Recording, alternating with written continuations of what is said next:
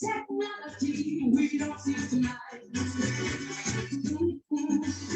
That all what you dreamt, not all grown up, waiting for that time. Yeah. Society, that control, that is fiction. Between the behavior appropriate for adults and for children. Parents should develop a mind for what their child is not for them. Take me to control the flow of material that is influencing. Because children, but their children can't say more. So sex and music, TV and the streets they're going for. But I pray one day we will back to the good old days when children were children. And innocence prevail. Innocence prevail. So what we choose? We need to let our children be children. Let them play for the sake of play. Let them be free from complications of adulthood. Shield them from this brutal world and let them find as children should. Let our children be children. Let them play. Don't let them go astray. Do you agree with me? That's right.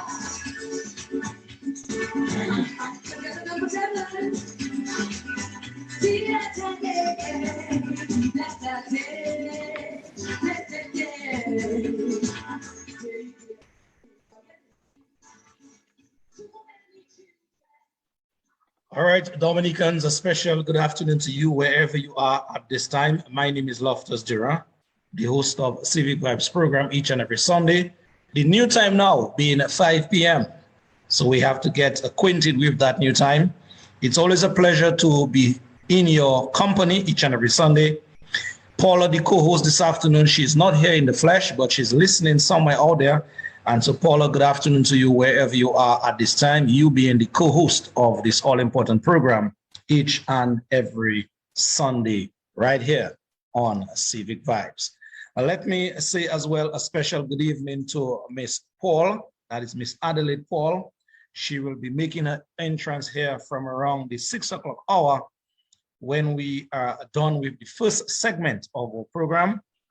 And so Miss Adelaide Paul will be talking to us on an all-important topic, what we are going through in Dominica at this time, our e-passports in Dominica. So Miss Adelaide Paul, no stranger to Dominicans, no stranger to us here in Civic Vibes as well. She has been here a number of times, so we want to say a special good afternoon to her as well, listening out there. By no means least, we want to say as well a special good afternoon to Brother David Spencer out of Antigua and Barbuda at this time. He will be, as we say in the cricketing terms, he will be taking the first knock. And so he's already here, seated and ready to go. A very formidable man, an erudite brother indeed, from Antigua and Barbuda, will be touching on an all-important topic that has been scourging the Caribbean for some time. Lately, it has basically resurfaced its head. That is the old scourge of where adults mingle with children, be it male or female children, in terms of sexual assault. We heard of a case in Antigua and Barbuda. Brother David Spencer will try his best to bring us up to date with that case in Antigua and Barbuda, where it is said that Mr. Gaston's brown brother was charged and convicted of some sexual assault on a minor. And as well, we will dovetail that conversation into, what is happening in our region where that all old scourge is concerned as well.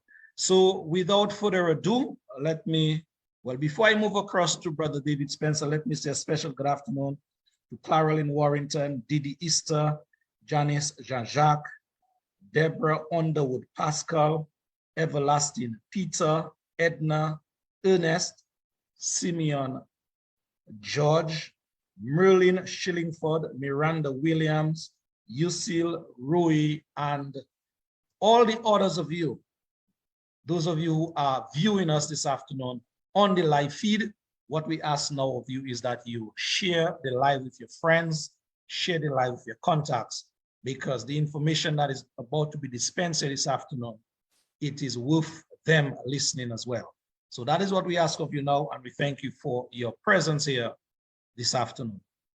As I was saying before, without further ado, let me move across to Brother David Spencer. I'll be reading a short bio of him in just a while so that you guys can have a better understanding of the caliber of man that is about to speak to you here in just a while. But Mr. Spencer, good afternoon to you, sir, in a very special way, and welcome.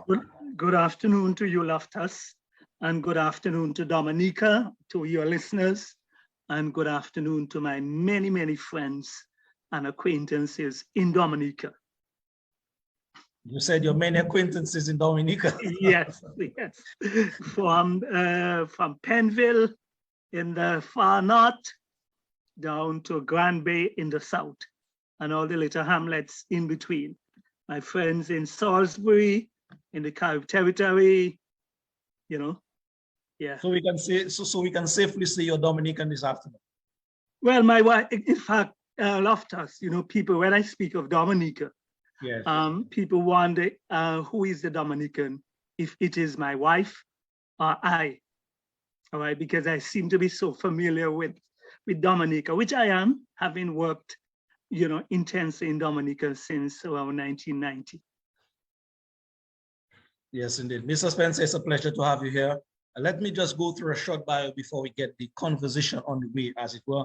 It says here, Mr. David Spencer, an Antigua by birth, hails from the village of Swiss, same village as Curtly Ambrose and Ridley Jacobs.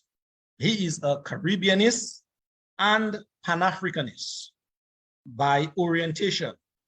He has been an educator and a teacher by training and vocation. He is also a writer and commentator on social and political developments.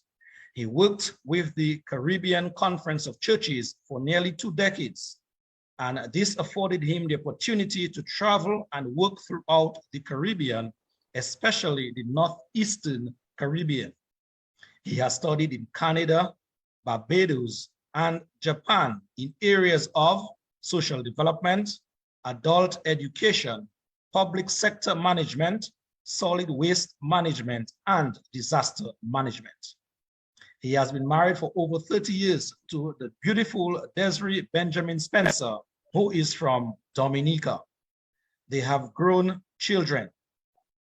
Mr. Spencer is also the host of Movement Radio, a weekly radio program that promotes, advocates, and educates on the principles and practices of good governance. Mr. Spencer, again, it's a pleasure to have you here this afternoon. Welcome, sir. Thank you, thank you. And I find it interesting to be on the other side of the mic, so to speak. There's always a time for that, Mr. Spencer. Yes, okay. Thank you. All right. Mr. Spencer, let us just go right into it in the interest of time here this afternoon. We in Dominica, we heard about, what, 2 or 3 weeks ago, where a gentleman, we got to know he's the brother of Gaston Brown, where he was charged and convicted for having some kind of interaction, sexual interaction that is, with a minor. And that is against the rules of Antigua and Barbuda, where you live. And subsequently, he was convicted of that charge. In terms of an update, we in Dominica have not been privy to some of the details that went on in that case. Hence, me pulling you on this afternoon to see if you can shed some more light on that case where this brother was convicted of the sexual assault on a minor. Anything, anything you want to give us in terms of an update, where that case is at, or where it stemmed from?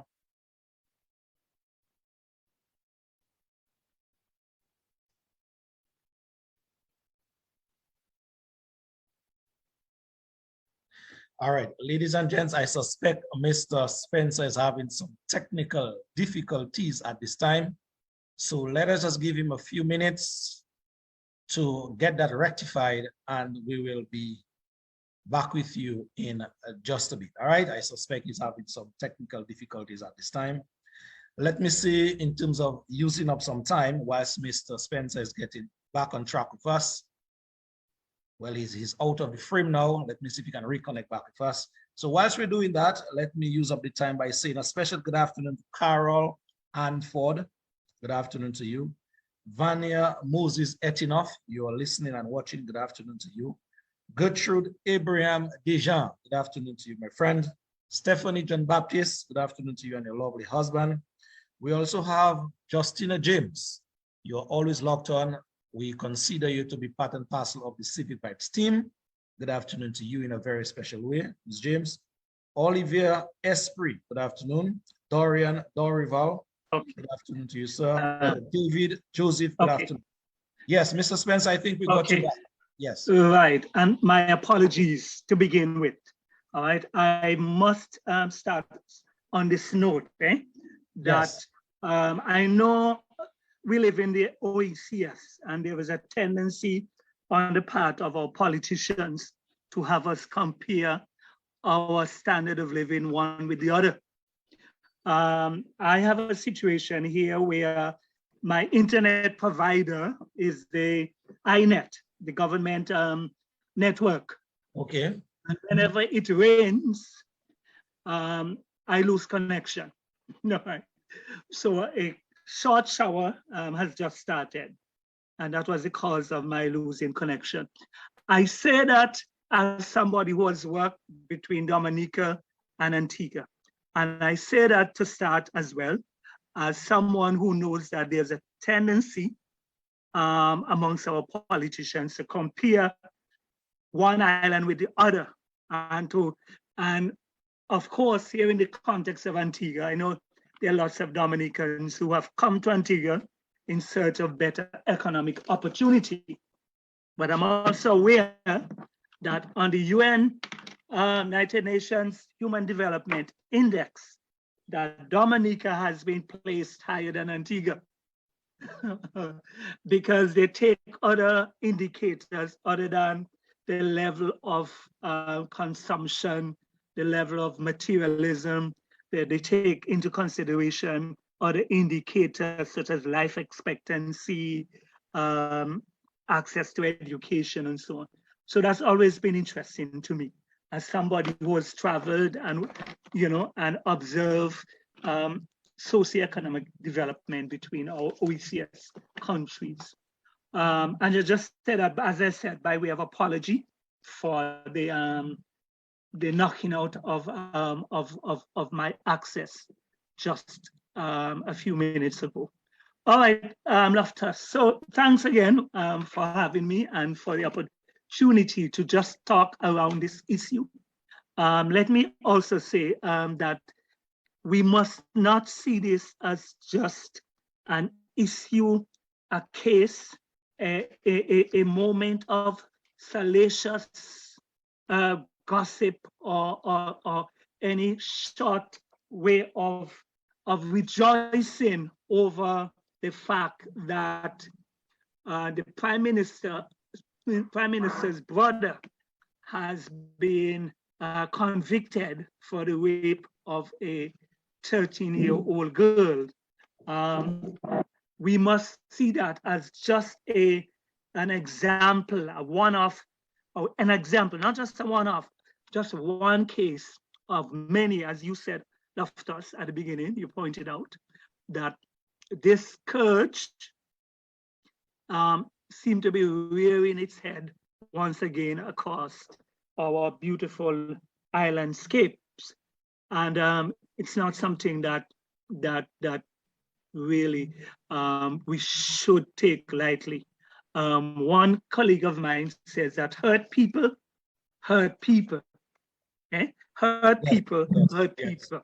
yes. All right. So, I mean, we must also see it as an indication that lots of our people are hurting psychologically or in many other ways, that lots of our people need to be made whole, need to be given that sense of what understanding of what it is to be caring, and what it is to be able to be disciplined, and what it is to be respectful of our children. So here we have in Antigua, we've had, I would say, I don't know, Loftus, if it is a new surge, or if it is a case that more and more people are now coming out of the closet, so to speak, all right, and are now prepared to hear and put in the public domain and to seek justice over something that has been in existence for quite a while in Caribbean society. So the issue now, I mean, so I will speak about that, about the details pertaining to that particular case, but I will also point out that the ink really had not dried on that issue before. Right now in the public domain in Antigua and Barbuda, there is another case, and this case seems to have drawn greater anger and ire by the populace of Antigua and Barbuda. All right. So just to speak about that matter involving the Prime Minister's brother, and let me say as well, Loftus, that my position has always been that you should judge me by my friends, not by my relatives. All right? Because I have a choice in deciding who my friends are. I don't have a choice in deciding who my relatives are. So don't blame me by a kinship relationship for the foul deeds or misdeeds of my relatives. Okay, so just to share with your audience what took place, what was carried in the Daily Observer and what took place here in Antigua pertaining to this matter. And I also want to put for discussion as well that other case that I mentioned earlier. Yes. Yeah, so this incident pertaining to the Prime Minister's brother took place in April of 2019, and it involved a 13-year-old girl who's the Prime Minister brother they had known because he also functioned as a bus driver. All right, so he had given the aunt and her niece a ride to town. But on the way, when they got to town, the aunt discovered that she had forgotten her cell phone and her items at home. She asked the guy to give that they knew, and they knew the guy because, as I said, he ran bus on their route, right? So the aunt asked him to take the niece back home so she could retrieve the items for her. The young girl said that she had been taking medication for a unrelated accident.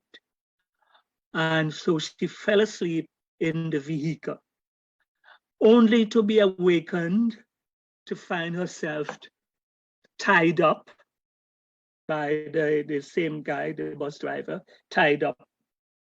And the guy was sorry, are you at liberty to call his brother's name? His brother's name is Addison Brown. Addison Brown. Okay.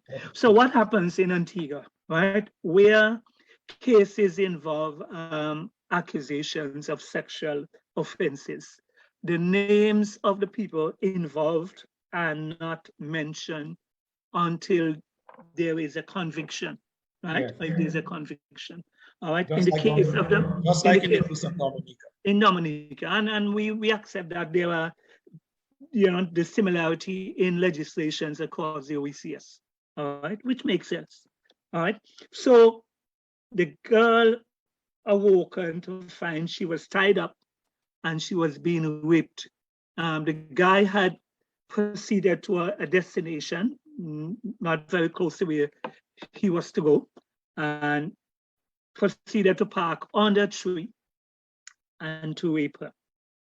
And then he threatened to kill her people, kill her mother, and took her home. All right. So the young girl, despite the threat to kill the mother, despite the threat, she reported the matter, and the police proceeded to do what they had to do.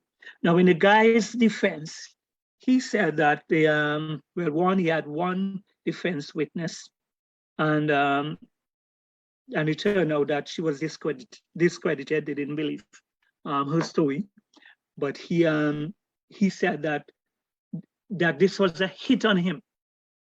That the mother of the child had asked him sometime before for some money, and he refused to give her, and that this was an attempt to smear him, an attempt to revenge because he did not give her the money.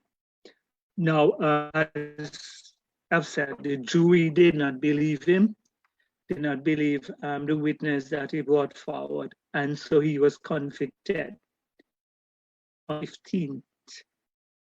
Now, what is interesting, Loftus, is the Prime Minister's response. Well, two things. One, that the opposition seemed to have taken this to make political hay, right?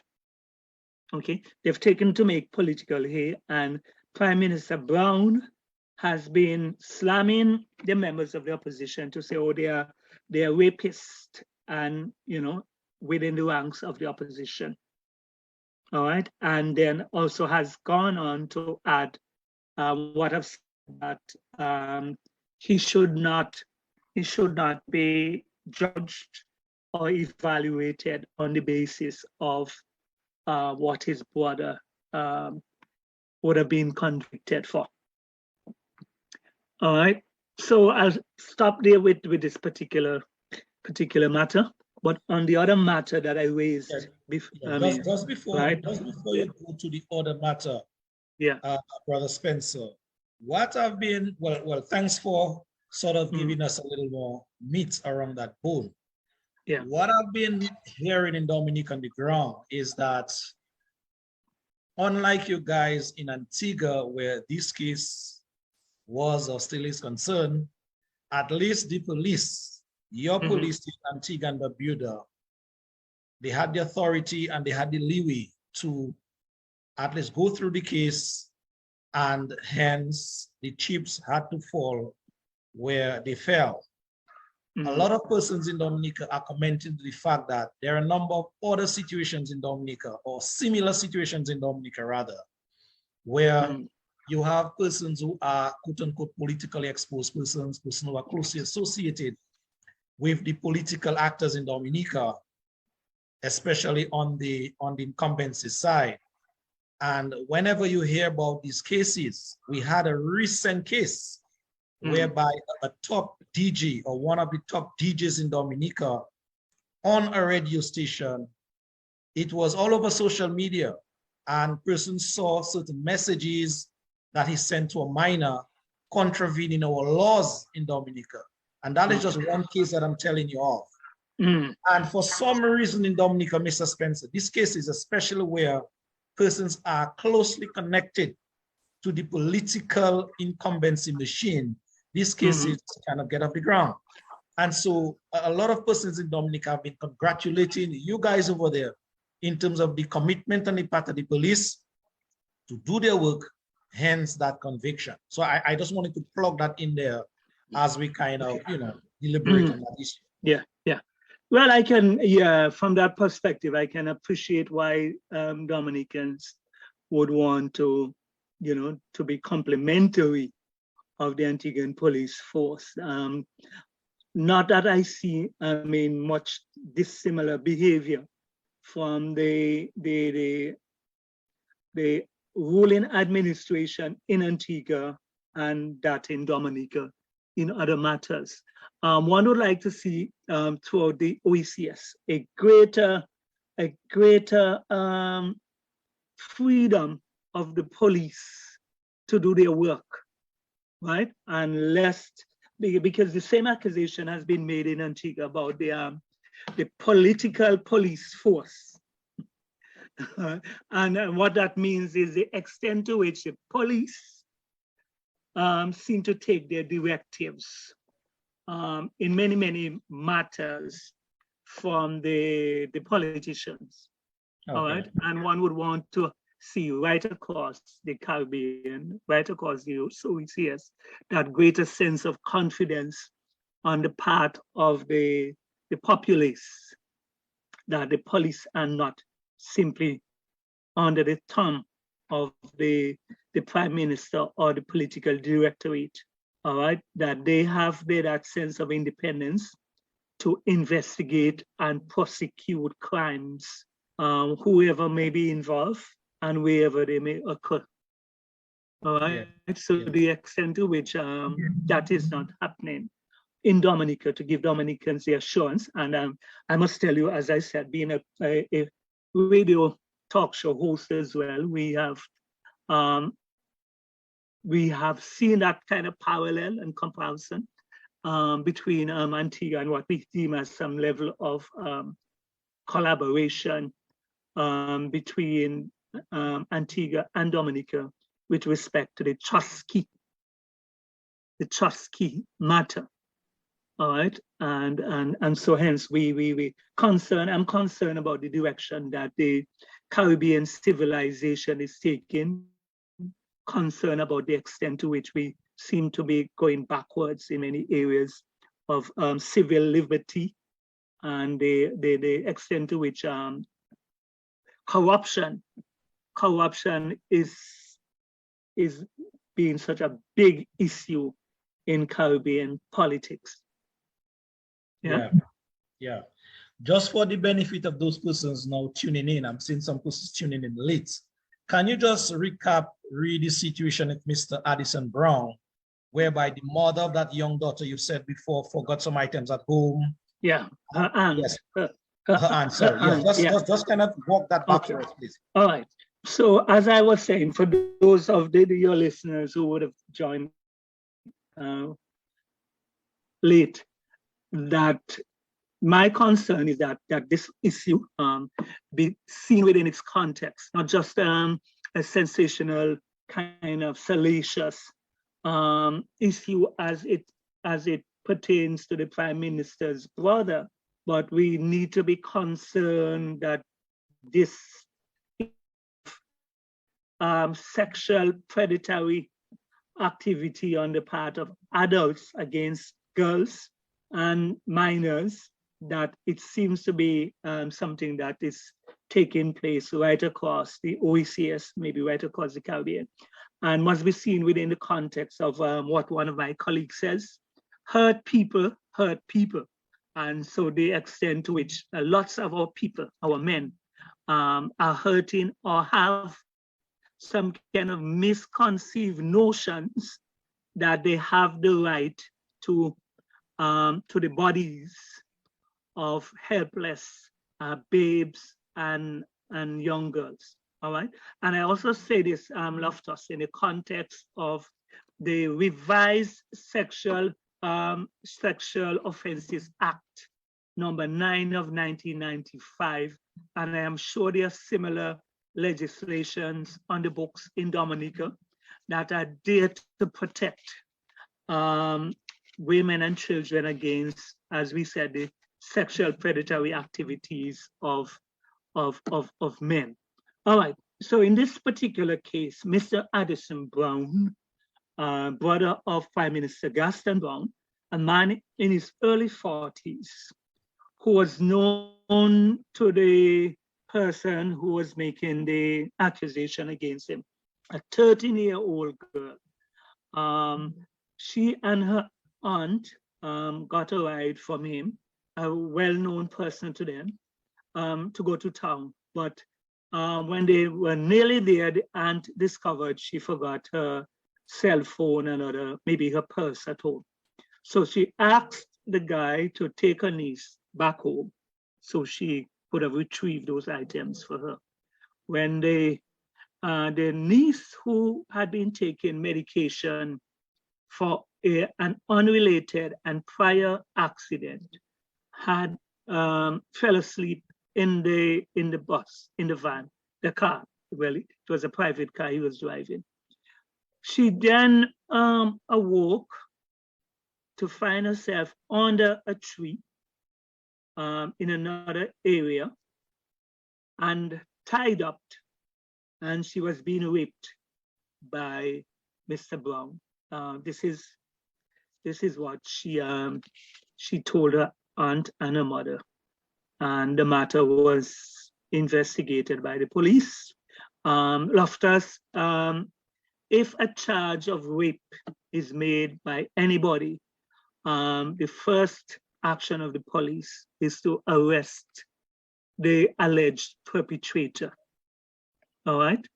And follow that up with the necessary investigation and consequently whatever action, if there's credible evidence that the act took place, that a case is then brought against the alleged perpetrator. So that's a normal course, all right? So, yes. Okay, and so the young lady went to court, the police took the matter to court, and the guy brought forward one witness, and the jury believed the story as put forward by the young girl. And so Mr. Brown was convicted and will be sentenced on, he was convicted on June 16th or 15th or thereabout, and he will be sentenced on July 15th. Okay, Mr. Spencer, in terms of a little more detail, can you give us an idea of when that unfortunate matter took place in terms of months and years, and also a timeline in which it stayed in the system? Okay, so that incident occurred on the April, it took place in April 2019.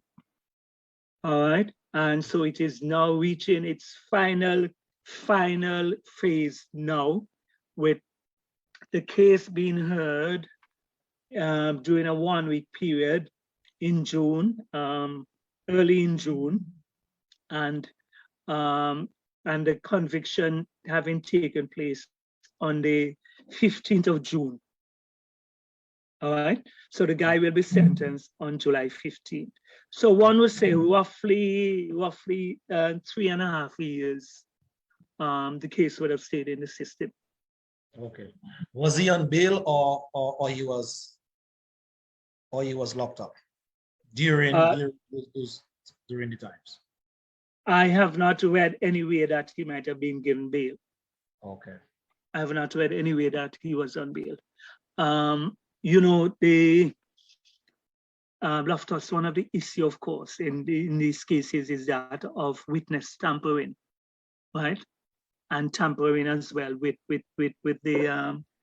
person who would have made the accusation. All right. I mean, many times cases like these do not reach a court because there might have been some kind of payoff, money being offered to the, to the defendant, yes. Not the defendant, being given to the plaintiff's mother or the plaintiff herself. All right, we call those monies in Dominica hush money. Hush money being given. All right, so lots and lots of, and then even though the police might have initiated the process towards bringing the matter to court, they sometimes, in frustration, have no choice but to abandon the matter, because if the plaintiff is not coming forward to give evidence, or if the plaintiff give evidence that in a way does not lead to the conviction of the perpetrator or the alleged perpetrator, then the police, give up in frustration. All right. So it is, I mean, in a way, I agree. in a way, it is a matter to be celebrated in the sense that the matter proceeded to court and a conviction would have been given, and hopefully a strong message would have been sent, all right, that the victims and their parents are no longer prepared to accept hush money, because the acceptance of hush money does not repair the damage, the psychological damage that would have been done to the child. I mean, even a conviction might not really repair that damage. You understand?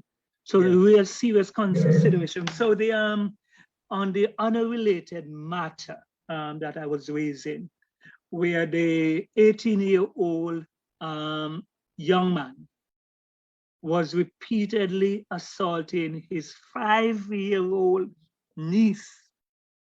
All right.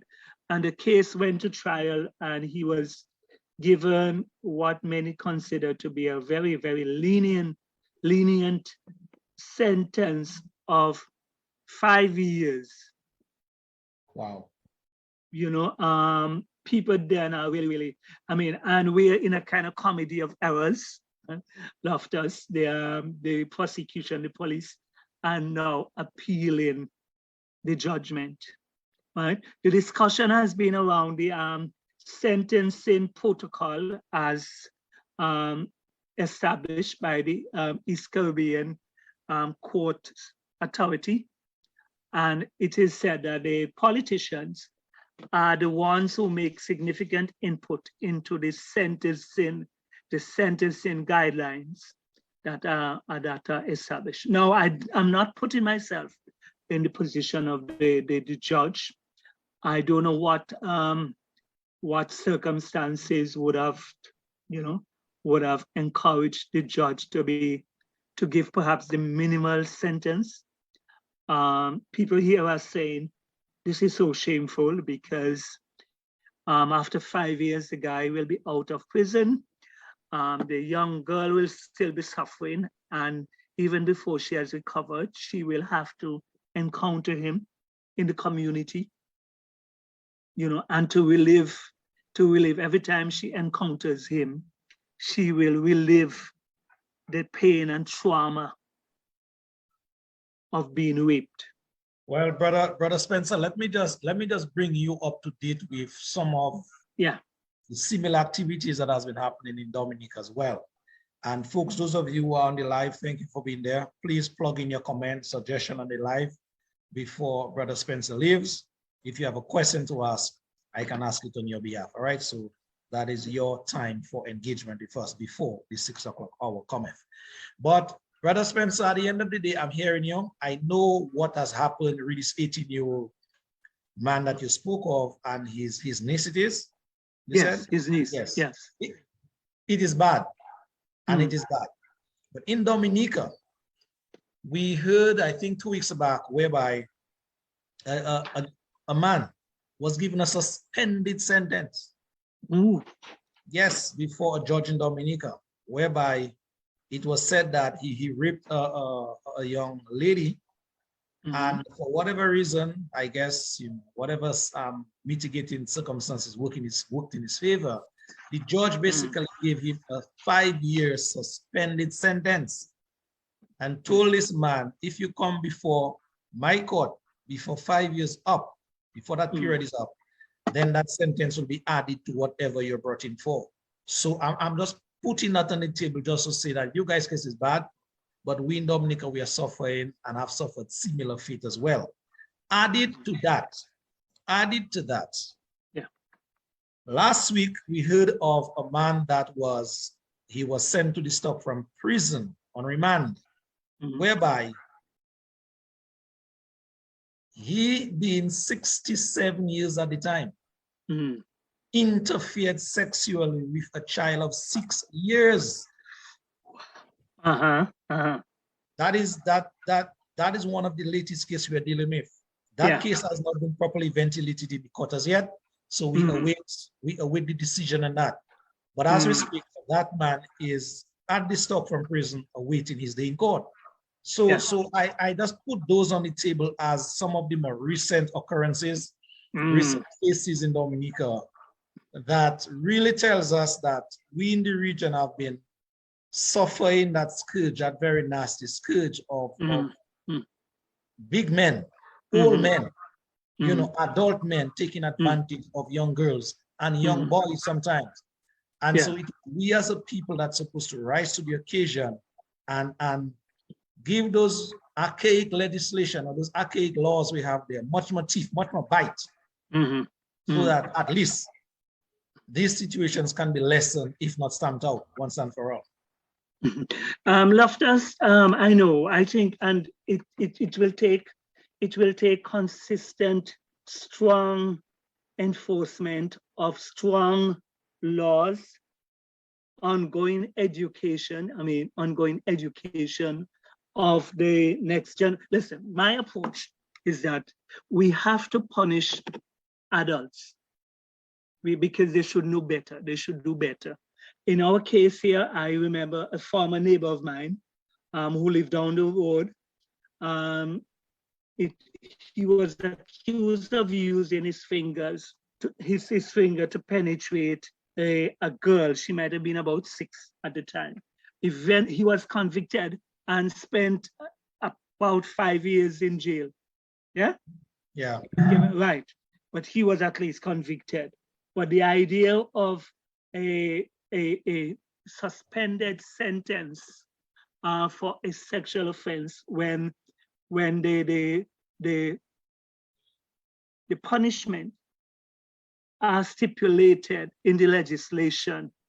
All right, I'm sure Dominica has a similar legislation to our Sexual Offences Act, which was that of 1995. It was revised in 1995 and spelled out in details the offenses, sexual offenses, and the specific charges that are to be applied. And because people know them, that is the reason why we now are wondering, well, what's happening?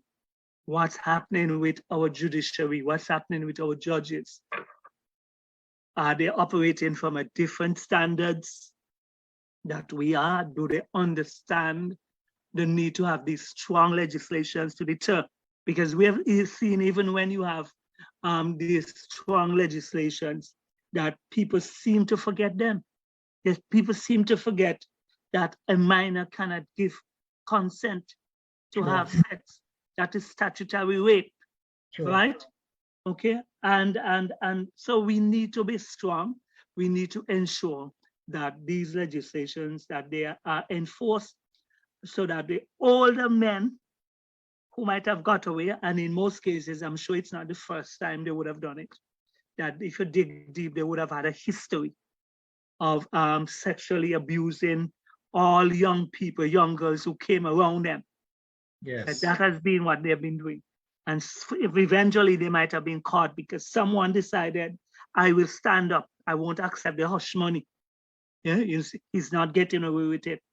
And so they need to be sent that lesson. That lesson needs to be sent as a deterrent, even while we try to educate and provide kind of psychological counseling and care for this current generation of young people, young men, to let them know it is not all right for you to be abusing girls or to think you have the power to abuse, those who might be in your care or those with whom you come in contact. Or because in the case of the young man here in Antigua, he said he was feeling sexy, he was feeling horny, and that was his rationale for having continuous sexual intercourse with his 5-year-old niece.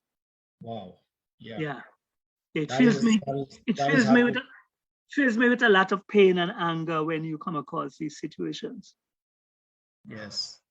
Okay, let me take 2 or 3 comments on the live. Ezra Winston is writing here. All these so-called politicians and judges are part of the same old brotherhood. So we don't expect anything better. That is a message from Mr. Winston. Peter Xavier is writing. The convicted sexual offenders are getting away with a slap on the wrist, especially those who are aligned with the present political regime. Yeah. Yeah, I mean, I think the same thing that happens in Dominica happens in Antigua as well. They've been, I mean, way back, prior to 2000, just around 2000, leading up to the 2004 general elections.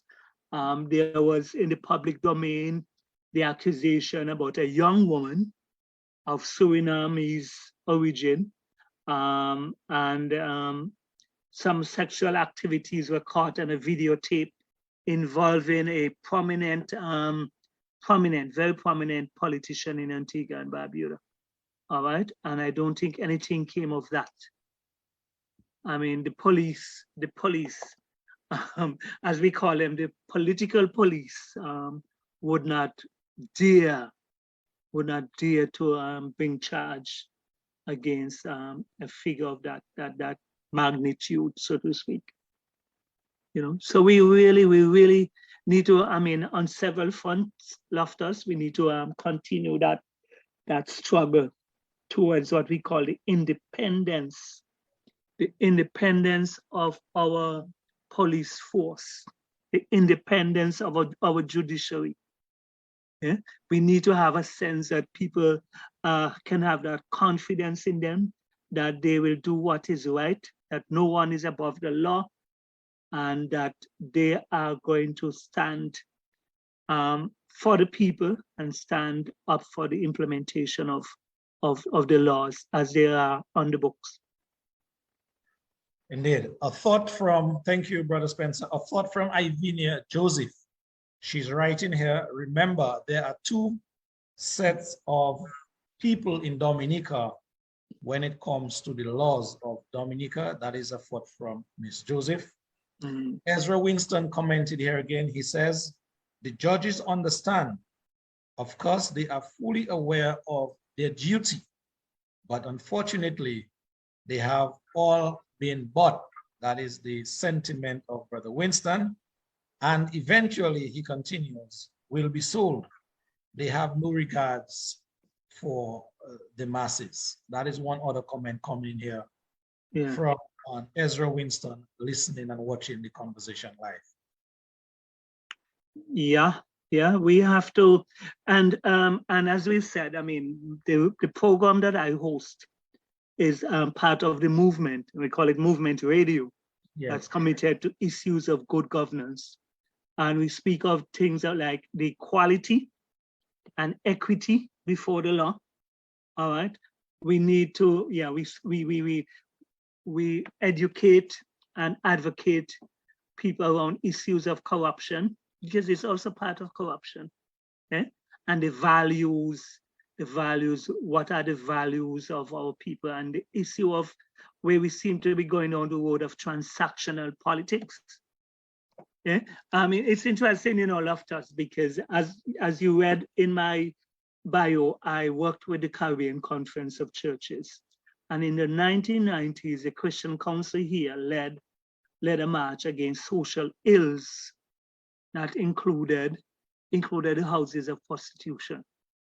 Because unlike Dominica, in Antigua, we have had official houses of prostitution.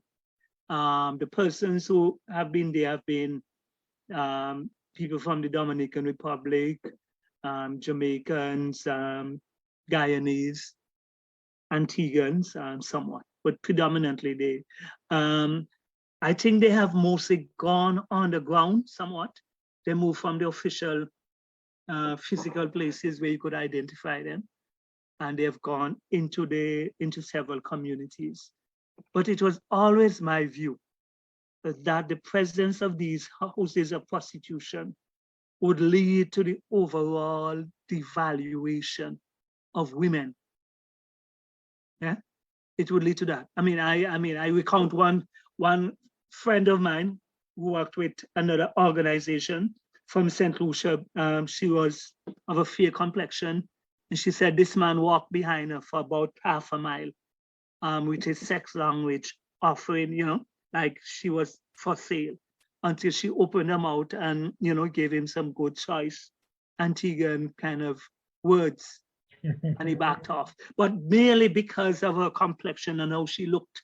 Okay. All right, she was categorized as a person of, you know, of that involvement and involved in those activities and so. So I figured it was just a matter of time before men in Antiguan society would generally feel that all women were there to be bought. Eh? Yeah.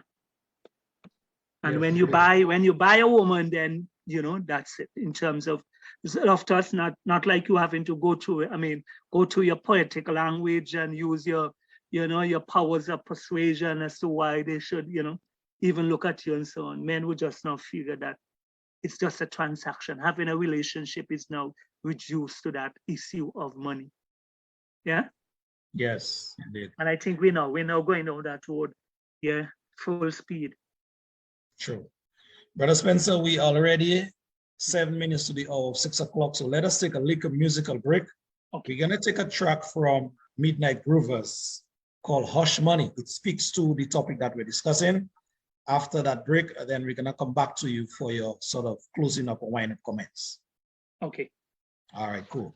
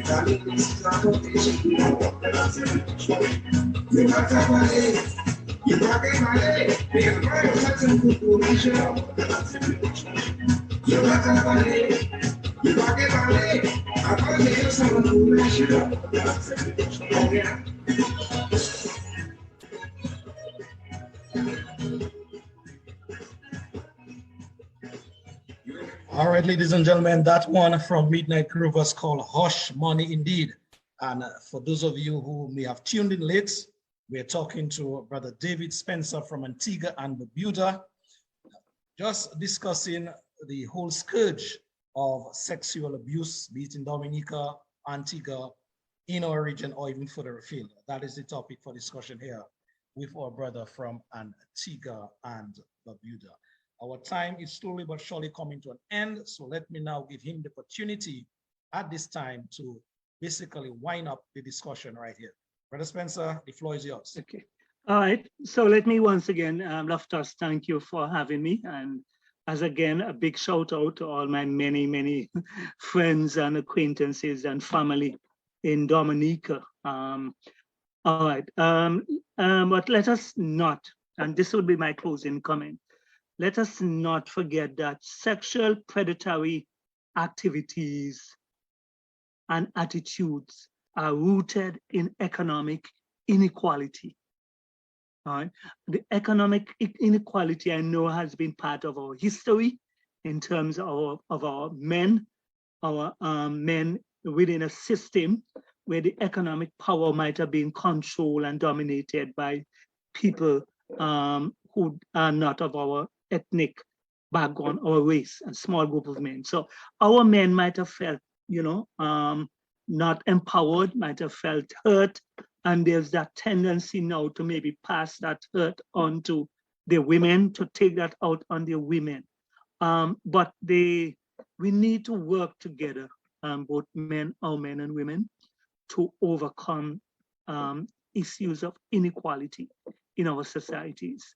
We need to set up the framework and the environment to bring up our girls and our boys in an environment that will provide and develop wholesome personalities, and where there can be greater sense of equality between the sexes, equality within the general society. So it's a struggle that we all need to be engaged in, so that we understand that the liberation of our women will result in the liberation of our men. All right, because we men also need to be, the men need to be liberated from those issues of sexism and those issues of classism, and the feeling that because of our superior economic position, our women are supposed to be subjugated, and that we have the right to invade their bodies and to abuse them.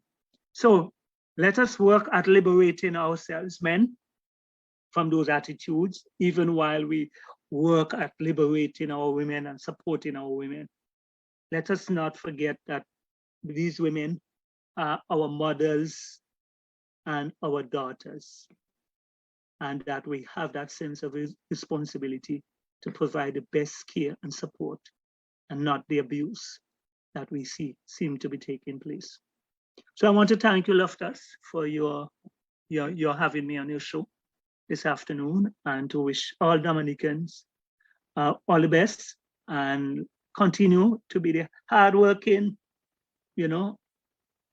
people that I know you are, and the people who historically stand up for justice and for right and for freedom. All right, well, Brother David Spencer, I want to thank you for coming on this afternoon. Thank you for coming on, first and foremost, giving us an update that matter in Antigua and Barbuda, where Mr. Addison Brown, that is the Prime Minister's brother, was convicted of having some sexual intercourse, sexual altercation with a minor, 13 years, you said sometimes back. It took about 3 years in the system, and a conviction, or rather the punishment, is supposed to be handed down pretty soon. I also want to thank you for all your fine words here this afternoon in terms of encouragement and your words of wisdom. And let me as well tell you the takeaway phrase for me this afternoon that you mentioned here is hurt people hurt people. I took note of that very much. Basically, it tells me that when we see these situations happening, it is not a one-off situation. It is not a situation that just, spiked up its ugly head. There's a history behind it. And so if we as a people, we as families, we as communities, stem the tide, as it were, before this ugly thing show their head in men, adult years, then we'll be doing ourselves a whole lot of good where that topic is concerned. And so I want to thank you very much. Thank you as well for being here. Also, I want to tell you to convey our appreciation for the movement. Yes, I normally am part of that meeting sometimes when I have the time. So all your movement, yes, people, those of you stand up for democracy and everything that good for Antigua and Barbuda, I want to applaud you guys, and I appreciate you guys very, very much. Dr. Cleonatil, my heart goes out to her as well. She being a beacon in that department. Tell I say hi. Will do. Thank you and goodbye. Yes. Thank you, Brother Spencer. All right, thank you. All right, take it easy and go enjoy the rest of your afternoon. Yes, sir. Okay. All right, brother.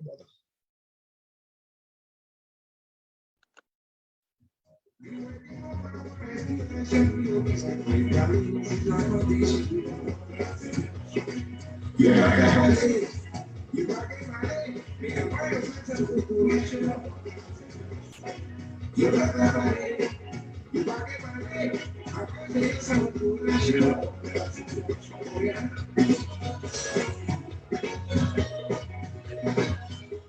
right, Dominicans, we just had a very interesting conversation with Mr. David Spencer out of Antigua and Barbuda. That is the first segment of our program. Another very interesting segment awaits you. So please, if you need to take a break, but be right back pretty soon, because Miss Adelaide Paul, she is up next. And you know, Adelaide Paul is one that doesn't mix her words very much when it comes to a country, Dominica. So you want to hear every word that she will have to say to us here this afternoon on that all-important situation that is showing up its head in Dominica, where our passports, our e-passports that is, they are now being doled out in a very rushy manner to Dominicans in different jurisdictions. So you want to be in tune for that discussion coming up in just a bit.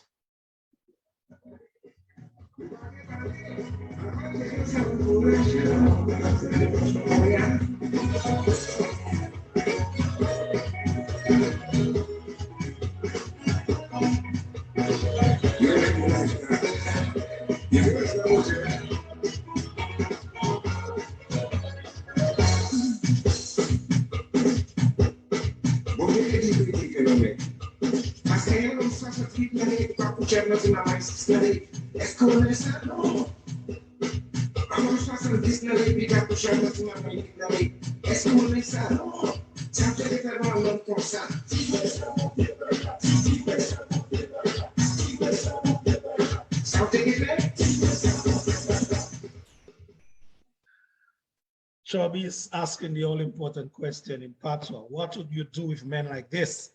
And the backup singers are saying, Tiwi sa bon dibai, meaning remove what God has given to him.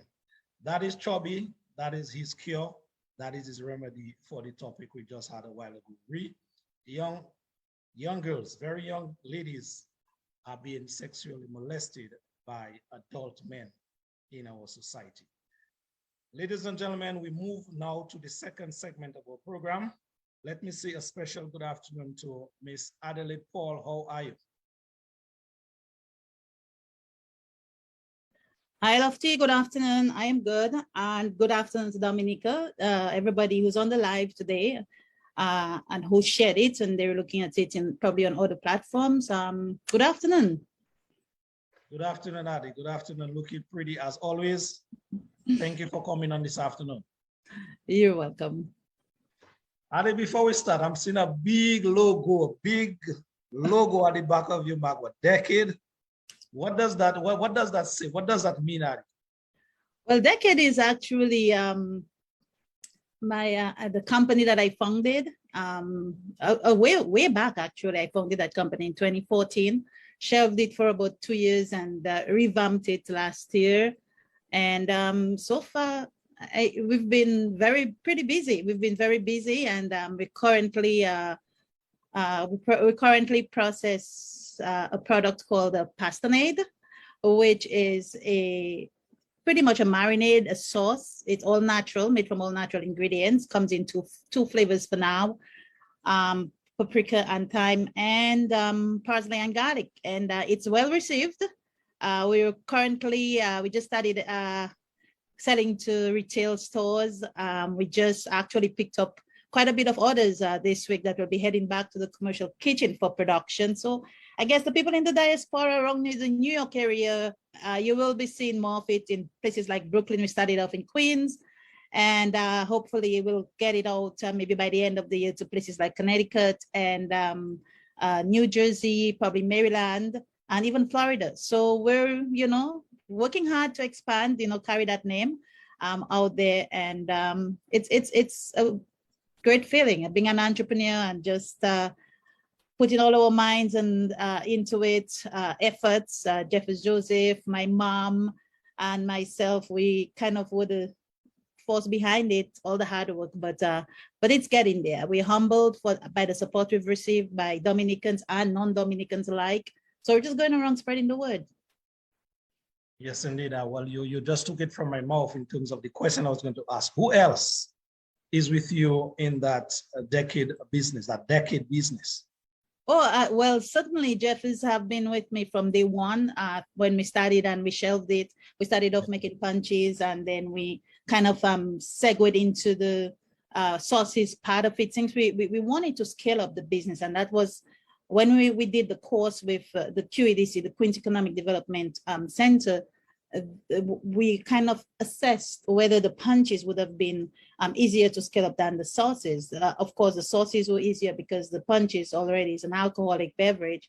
And so when you deal with alcohol, you need so many more licenses. But even though we do the sauces, it required so many other licenses that, you had to go and seek. It took a while, but it's there now, and we produce out at Stony Brook University in Suffolk County, quite a while, kind of ways from where I live, but it's a beautiful ride out there. And, Jefferson and I, we go regularly to produce, we do sales, we do, many aspects of it. So we're just hoping that it continues to grow and represent our country. Actually, the dean there represents Dominica. That was always my passion, my love. So DECADE really stands for Dominican Enterprise of Kyle Kelsick, which is who is, of course, if everybody knows Kyle, that's my son, and Addie, Ed, the Ed is Addie, which everybody, you call me Addie, everybody calls me Addie. Anybody who knows me, Addie. It's Adelaide, but everybody calls me Addie. So that's really what it stands for. So this is Dominican to the bone. True. And knowing your mother, she having that fine touch in the kitchen, I guess absolutely. She too is an asset. Oh, mommy, I mean, I got all my passion for cooking and love for cooking from mommy. Actually, DECADE really started off, I will be honest, when my sister passed in 2013, and that is still such a difficult thing for me. I had to find a way to deal with my grief. And that was one of the ways, it took me back to childhood when, we would always cook and had the backyard gardens and the outside garden. Mom would send us for parsley and chive and all these different herbs. And just as you become older and you realize that, there's so many issues with your health out there. And kind of everybody wants to go back to sort of more of a natural way of cooking, because this is all natural, all ingredients are locally sourced and they're all natural. There's nothing in the product that you can't read on the bottle. So that is essentially where that passion came from. And it stemmed from, mommy's love for the kitchen, which kind of helped us. That's what she did to send us to school and give us an education. And, we were always there every Saturday making pudding. If anybody knows Ma Morrison, pudding and bakes and akra and sauce and name it, everything you could get on a Saturday by mommy. So it just continued. And I've always been passionate in the kitchen. That's where I get my peace when I'm stressed out. I always go in there and just create stuff. And it's just part of a passion in every aspect that I can apply what I learned. I have an MBA in business, and I can apply all these skills now. I was a teacher, so hey, putting everything together, it just makes it really something that I look forward to doing every day, waking up every day to doing that. So final question to you before we segue into what we are here to really talk about, Rio e-passports. If someone is listening now that they may want to get in contact with you or read some products of yours, how can they do that? Actually, just on a note, if you're going to be in the Baltimore area next weekend, Cheryl Bernadette and her husband Sammy, together with Dale and Tazi and Kate, they're having a brunch, a Caribbean brunch. We'll be over there with our products. We'll also have the punch and the pastonades there. You can also purchase it on the website. The website is fixed now. You can buy it from the website. It's www.decadefoods.com. I'll put it in the link. And if Jeff, if you're, I know you're listening, you can just add it in there, www.decadefoods.com. You can just click on there and you can purchase it online. And then in the stores, we currently have it. It's currently available at Famberia Supermarket. It's also out it's in Suffolk County. That might be far for some people. We just got picked up about 4 locations or this week. So we're going to be at Seatown, at Fair Foods, at John's Market, and at Ernest Food. So these are the 4 places we picked up last week. So as we expand, we'll be putting the locations on the website. So if you want to go in the store and purchase, you can feel free to do that. All right. Thank you very much, Adi, for at least telling us much more about the decade. And so we ask the Dominicans, those of you who are interested, please contact Adi through the website she gave or her number or whatever it is in terms of just trying to find out much more and tasting some of these delicacies from Adi. Adi, we're here to talk about an important issue that has been showing its head in Dominica for some time now. Our passports in general have always been under pressure. But lately, the e-passport version of these passports, from the immigration standpoint / the government, we have been told that there's a move. As we speak, certain persons, certain representatives are out there in selected jurisdictions, helping or facilitating Dominicans get a hold of these passports. I know you have been one that is very concerned about at least that aspect of it.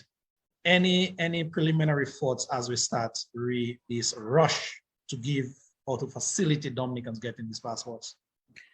Absolutely, Lofty. But before I actually begin on the passport issue, I just, as a female, and also I've been advocating a lot for our children in Dominica. And that is part of the, there is no disconnection to everything that is happening in our country. Everything is connected in one way or another. So when we look at the condition, I won't spend a lot of time on, but I just want to, just say this from my heart. Sure, no problem. Yes, because, this is something that we've been speaking about for a very long time. And so many advocates on this child abuse situation. It is a cancer throughout our society, especially in the Caribbean, everywhere, the entire world. We look at situations right now in the US where women's rights are being rolled back.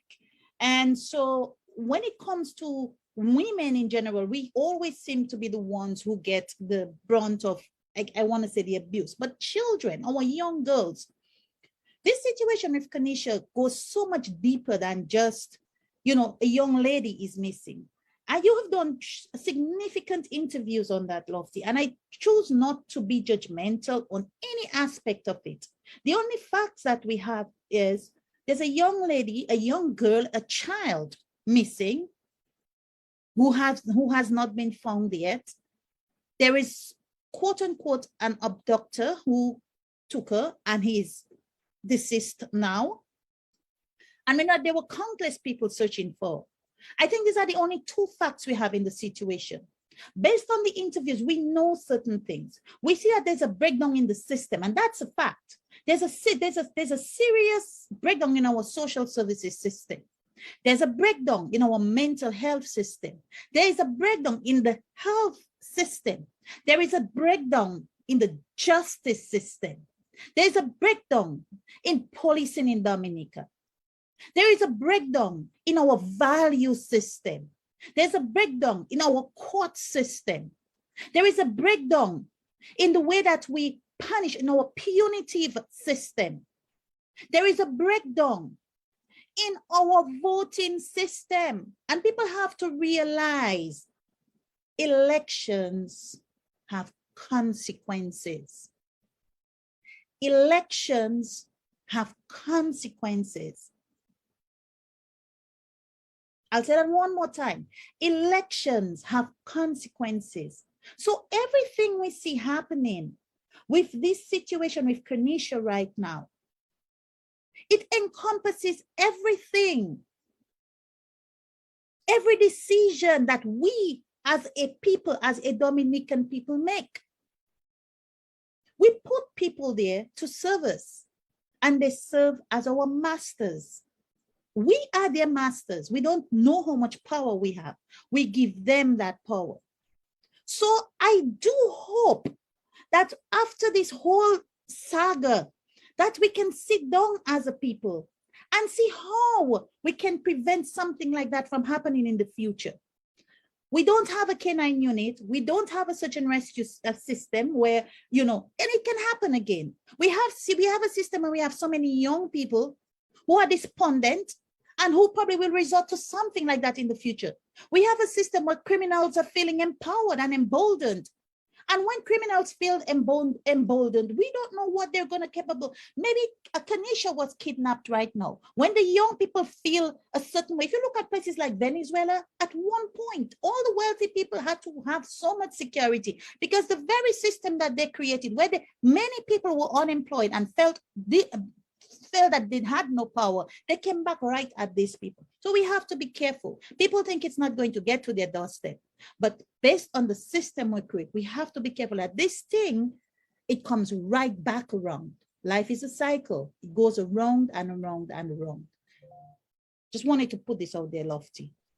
Yeah, indeed. And I will want to agree with you that everything in Dominica is connected somehow. And so we should not try to disconnect Kanisha's disappearance from even the topic that we're about to discuss, our rush.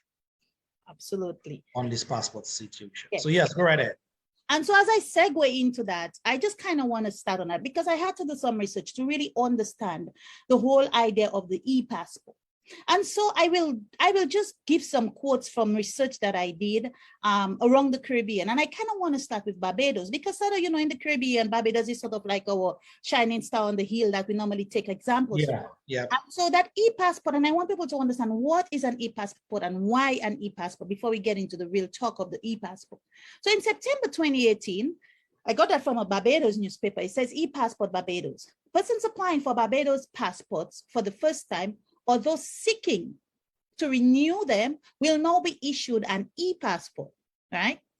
This comes as the Barbados Immigration Department commences the phasing out of the machine-readable passport for the e-passport, following a recommendation by the International Civil Aviation Authority as the new standard to be adopted for travel document issuance. Chief Immigration Officer Wayne Marshall explained that the e-passport was a biometrically enabled passport with a chip and antenna in the cover that increased the security features. However, it is a standard which all Caribbean countries will have to meet over time. Once fully implemented, persons would not have a choice as to if they should get an e-passport or not, as the machine-readable passports would be phased out. Mr. Marshall also recommended that persons wait until, and that is the key there. Mr. Marshall also recommended that persons wait until their passports expire before applying for a new passport. There is no urgency to get the e-passport versus the machine-readable one because it will be used in a similar way. The machine-readable passport will be accepted even though the e-passport is in circulation, he pointed out. Mr. Marshall indicated that the application process was the same for those persons renewing or applying for passports for the first time, and that is Barbados. And so that was in 2018. And as you can see, Lofty, they are issuing new e-passports only when you're applying for a new passport or when you're renewing your passport. Yes. Now, I just kind of wanted to also go back to Grenada, which just had an election. And probably that's significant because it just had an election. So in 2023, that's from Grenada, all passports issued by the Immigration and Passport Department in Grenada will be machine-readable e-passports, a biometric digital passport enhanced with an embedded electronic microprocessor, which is distinguished by a logo on the front cover. The microprocessor will be used to obtain data that will authenticate the identity of the passport holder for security purposes and ease of travel. Effective November 3rd, 2019, the fee for the e-passport within the United Arab Emirates, but that came, as you can see, from already our CBI people. Processing time, once you completed and correct application has been received by the consulate, it takes between 3 and 4 weeks from the day it is sent to Grenada to be returned to you. And there's an expedited one if you want. And that is for people who are out there in the United Arab Emirates and they want to get a new passport in Grenada. Its application is taken, it is processed. It's a 3 to 4 week window until it's sent back to them in Grenada. Yeah. Lofty, I searched high and low. I could not find another country that's doing what Dominica is doing. Now, to be fair, and I want it to be fair across the board, e-passports are being introduced. Almost every single Caribbean island said that their passports, they will introduce the new e-passport by 2023. Now, Dominica is a unique case. Dominica always has its uniqueness because all of a sudden, the deadline to get Dominica's e-passport is 2022. August of 2022. Yeah. It was actually July. It was supposed to be the end of this month, but they pushed it to August of 2022. And Lofty, you know, there were some significant things that popped up while I was doing research on the Dominica e-passport issue. So we have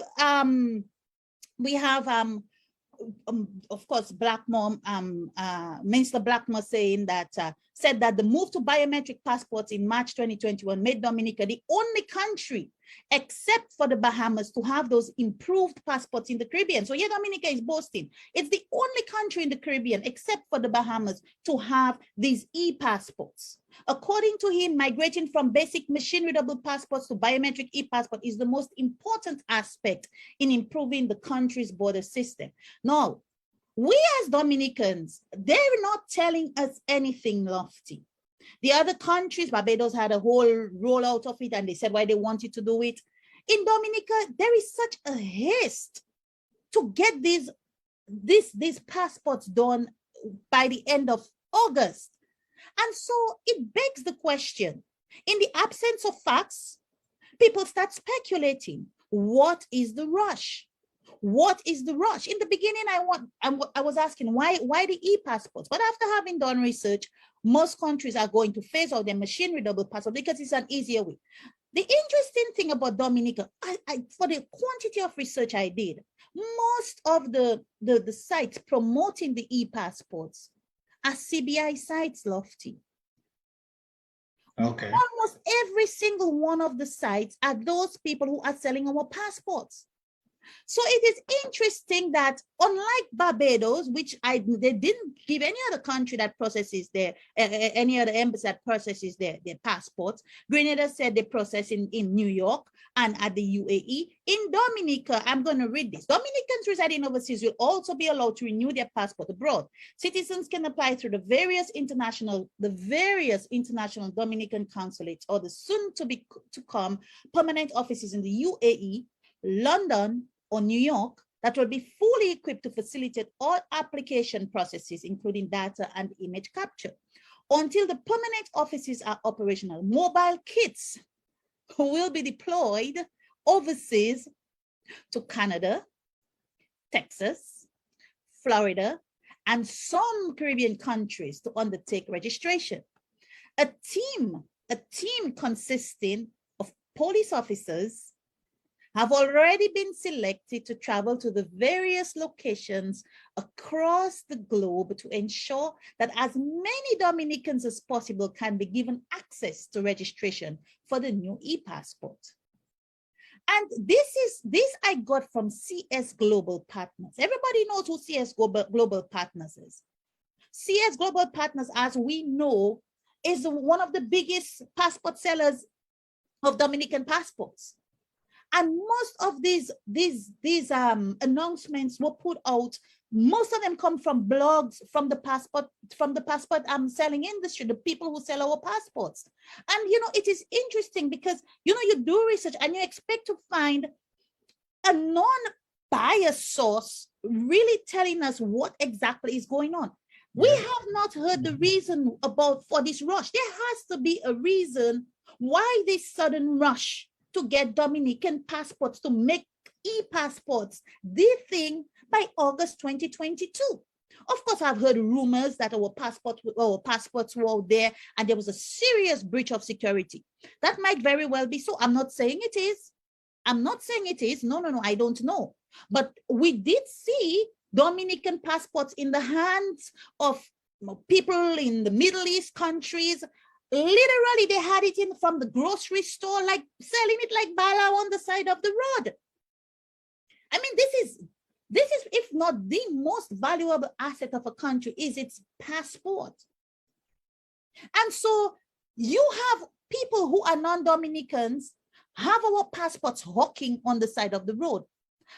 I don't know, but like I say, in the absence of facts that this administration never gives, we must speculate. We're no fools. And one thing I've learned about this administration, you can't take anything for granted with this administration. Anything these people are doing, there's a reason for doing that.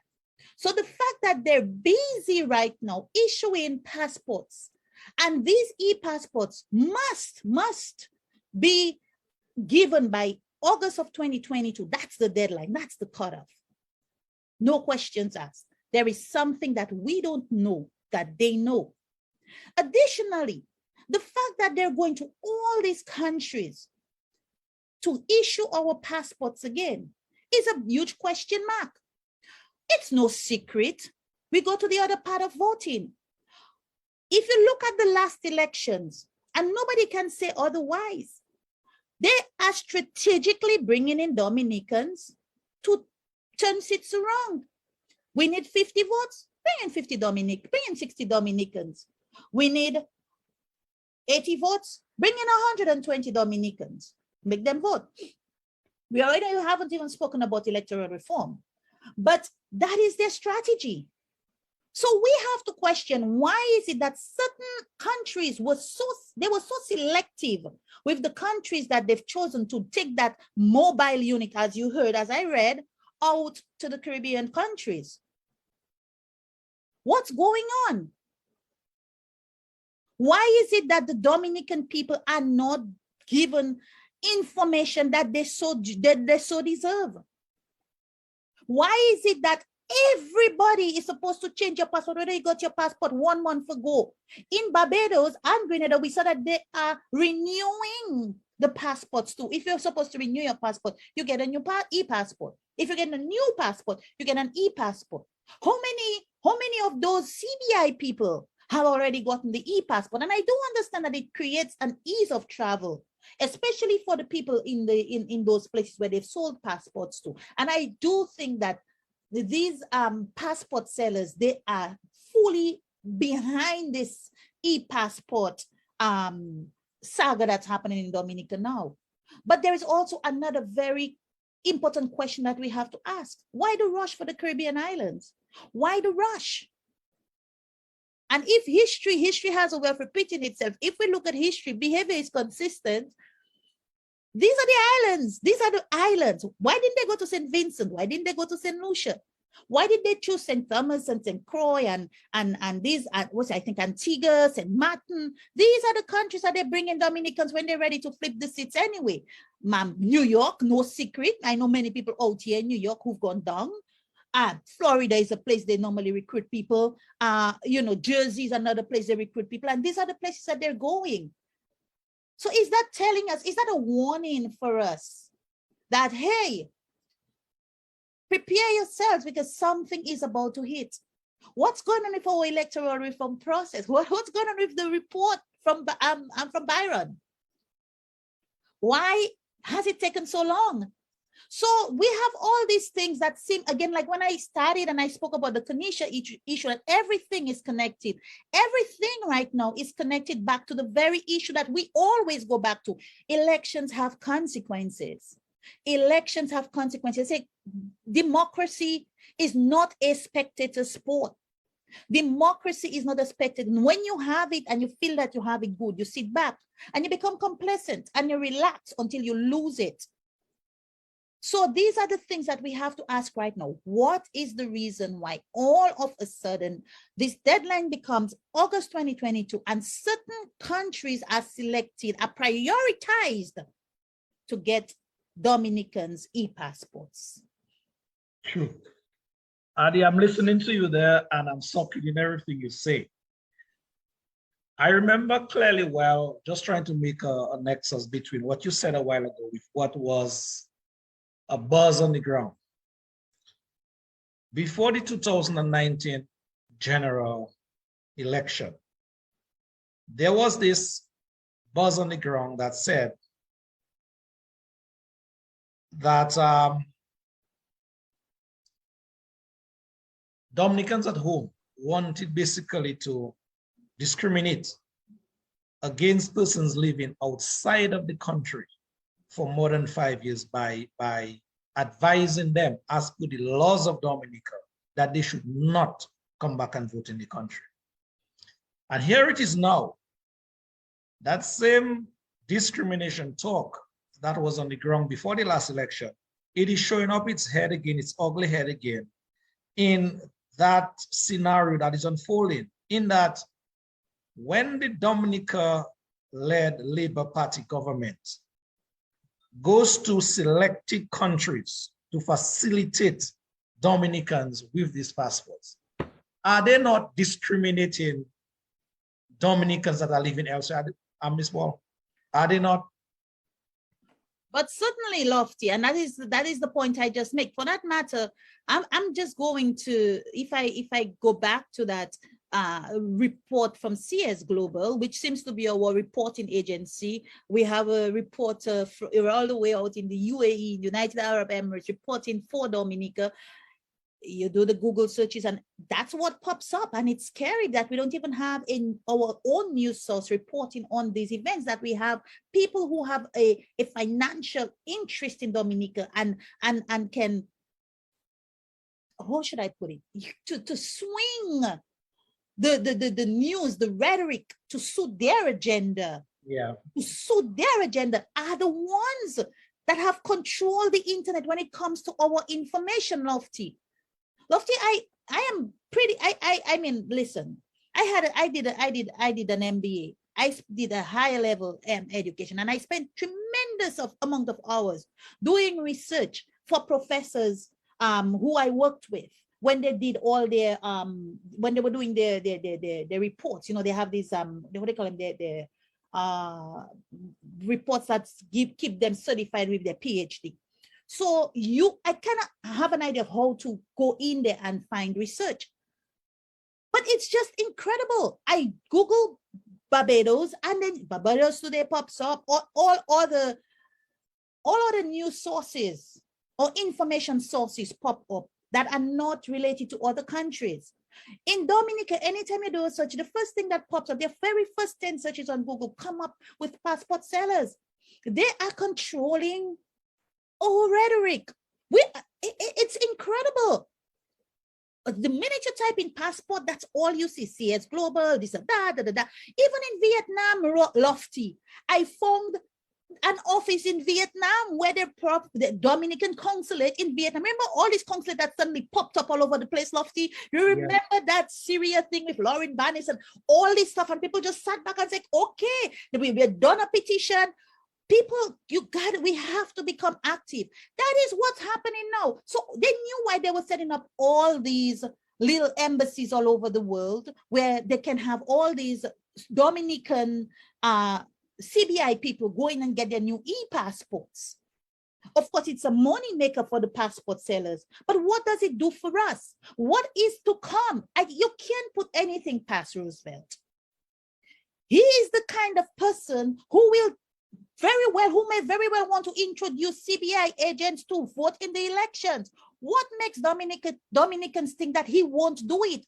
This man, nothing surprises. If there's one thing I've learned about these people and the people who pull his strings, they will stop at nothing to keep their hands where they're supposed to stay. So you find that a process in place in Vietnam, Lofty. Of course, in the UAE. They said, look, right there, I'm reading London, New York. I don't know whether the New York and London offices are opened yet. And of course, when I looked, I had to literally type DNO, and DNO has this, it wasn't even so much of a report, more like an announcement, a public announcement by the Ministry of National Security. And here it is. The Ministry of National Security and Home Affairs in the Commonwealth of Dominica is pleased to announce to all its citizens residing overseas territories that the processing of e-passport applications for the Commonwealth of Dominica via the mobile application units will commence on the date, time, and country as follows. You have French St. Martin and Dutch St. Martin, St. Croix, St. Thomas, and St. John. So what has happened to St. Kitts, St. Vincent, Grenada, Anguilla, all these other islands where Dominicans live. Why the priority for this country? And that's what you're saying, Lofty. That discrimination of who is it that we are going to give our e-passport. Does that mean after August 22nd, if Dominicans in New York and other places don't get their e-passport, those who don't support the Labour Party, and I'm pretty certain they have their list of people they're targeting to give those e-passports, which we know are the very people they have on their list that they normally recruit to come down and vote. These are the people I'm pretty certain they're contacting them and say, hey, you guys, you gotta come in. You have certain people over there, we know them, I'm not gonna call names. That's what they live for, and that's what they do. So why this selective process? Again, I say everything in Dominica is selective. Selective justice, selective justice, selective health, selective everything. Here we go again. A selective group of people that you contact out there that you want to give passport to. What happens after August 22nd? This is a humongous red flag, a big red flag. That should be covering everything. The opposition should be very, very, very, very worried at this moment. What is Roosevelt and his people, what are they up to? Let me give you an idea, Adi. Let me give you an idea what are they up to, because I'm on the ground. And with these situations where Dominica is concerned, I don't mix my words. What are these people up to, you ask, Adi? They are up to stealing. They are now in the planning phase, the strategizing phase of stealing the next election. The same way they stole the 2019 election in big broad daylight. I termed it then, it was something like a heist. And what transpired in 2019, they are, quote unquote, perfecting the art now of stealing the next election. And I say that to say, because what is unfolding on the ground, I am getting from the grapevine that the Dominica Labour Party, they are in full strategizing mode as we speak to steal the next election. And I can tell you without a shadow of a doubt, there is a popular, well, I should say popular because some persons in Dominica tune into it. There is a popular radio program on a particular radio station in Dominica that was recently introduced. And I am being told by one of the persons who sat at that table in the meeting, they told me, Mr. Dira, my conscience must be my guide. And this radio program is part and parcel of the strategizing tool to help permeate the propaganda among the people in order to help steal the next election. And I say that based on the person's word that told me, and they were right there on the strategizing team. Now, this passport story, the government of the day, Adelaide, back then in 2019, they had floating figures, $72 million. As to where they got it from, I'm being told is some of the same passport agents, passport sellers that quote unquote kick back some of these monies in their coffers so they could have these monies to steal the last election in the tune of 72 million. What is being done now is even more a clandestine way, a more sinister plot is afoot, whereby the government of the day is now using the state's machinery, put the mechanism to work so that you now have, as we speak, persons from the immigration department that is supposed to be working for the state out there helping fast track / peddle passports to Dominicans, those of whom they think will come back to vote for them.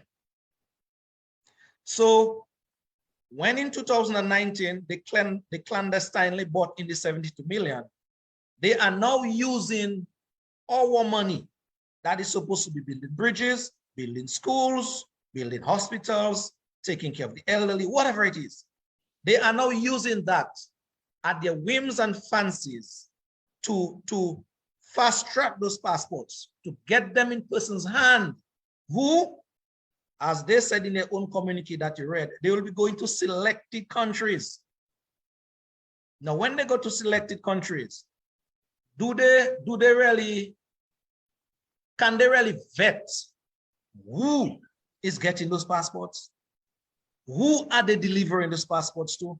So somebody can just come and say, oh, I am Dominican, I lived Dominica for 5, 10, 15, 20, 30, 40 years, and I did my passport renewed. There is, as we speak, Daddy, and I'm not telling you things I don't know. There's a mechanism. As they say, there's a method to the madness. There's a method to the madness of what is happening, in that there's a scheme in that process when they go out there to do that kind of a machination. So, like Dominicans, you know, the gullible ones would say, okay, what is in it facilitating Dominicans getting the passports? But that is the catch. And the catch is they're going out there and selectively selecting countries and narrowing it down to selectively selecting persons to get their passports who they think will vote for them. Obviously, maybe one or two quote-unquote opposition persons might pass in the net, but these people are not their priority. And so they may say, oh, look, John Doe get their passport. John Doe is not a supporter of the Dominican Labour Party, but John Doe is one out of how many that have already been systematically chosen to fast track that passport.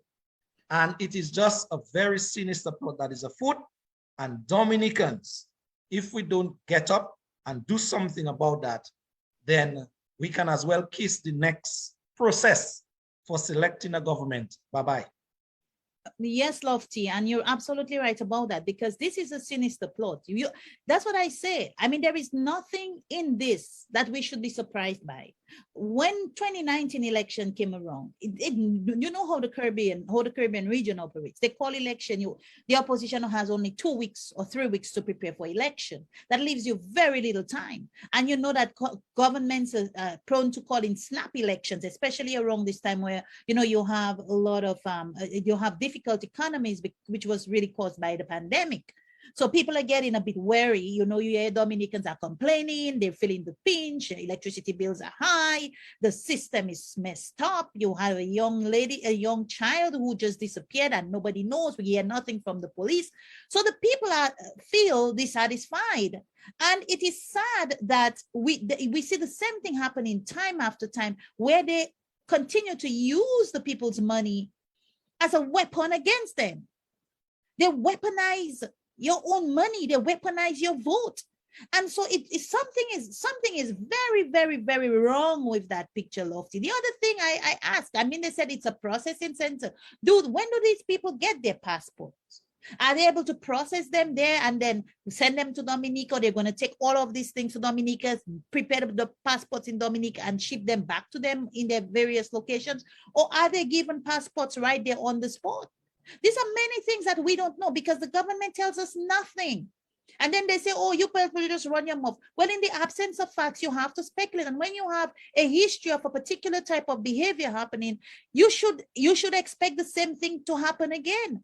I mean, the kinds of things that happened in 2019 election, I didn't even anticipate. I couldn't even imagine a quarter of those things that I saw that really truly happened. You know, I mean, it really caught everybody. I mean, maybe not everybody, but certainly many people off guard.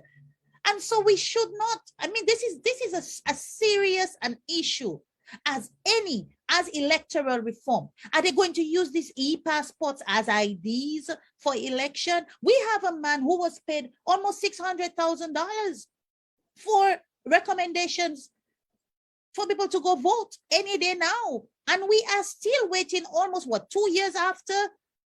Still waiting to see what the report is saying. Something is wrong. Many things are wrong. And people should be very, very, very, very concerned about this new whole e-passport system. Lofty, I'm telling you, from what I can see, these passport sellers are very much behind this also, because they are all reporting, oh, how great it is to have an e-passport. You don't have to wait in line. You can just drive through immigration. These are the kinds of things that they're selling to people out there. They're selling it on their end so they can sell more passports and become more billionaires. On our end, they're using it to weaponize it to get the voters to come down to vote in the other election. You made a point, and folks, please plug in your comments so that we can take in your comments. Huh?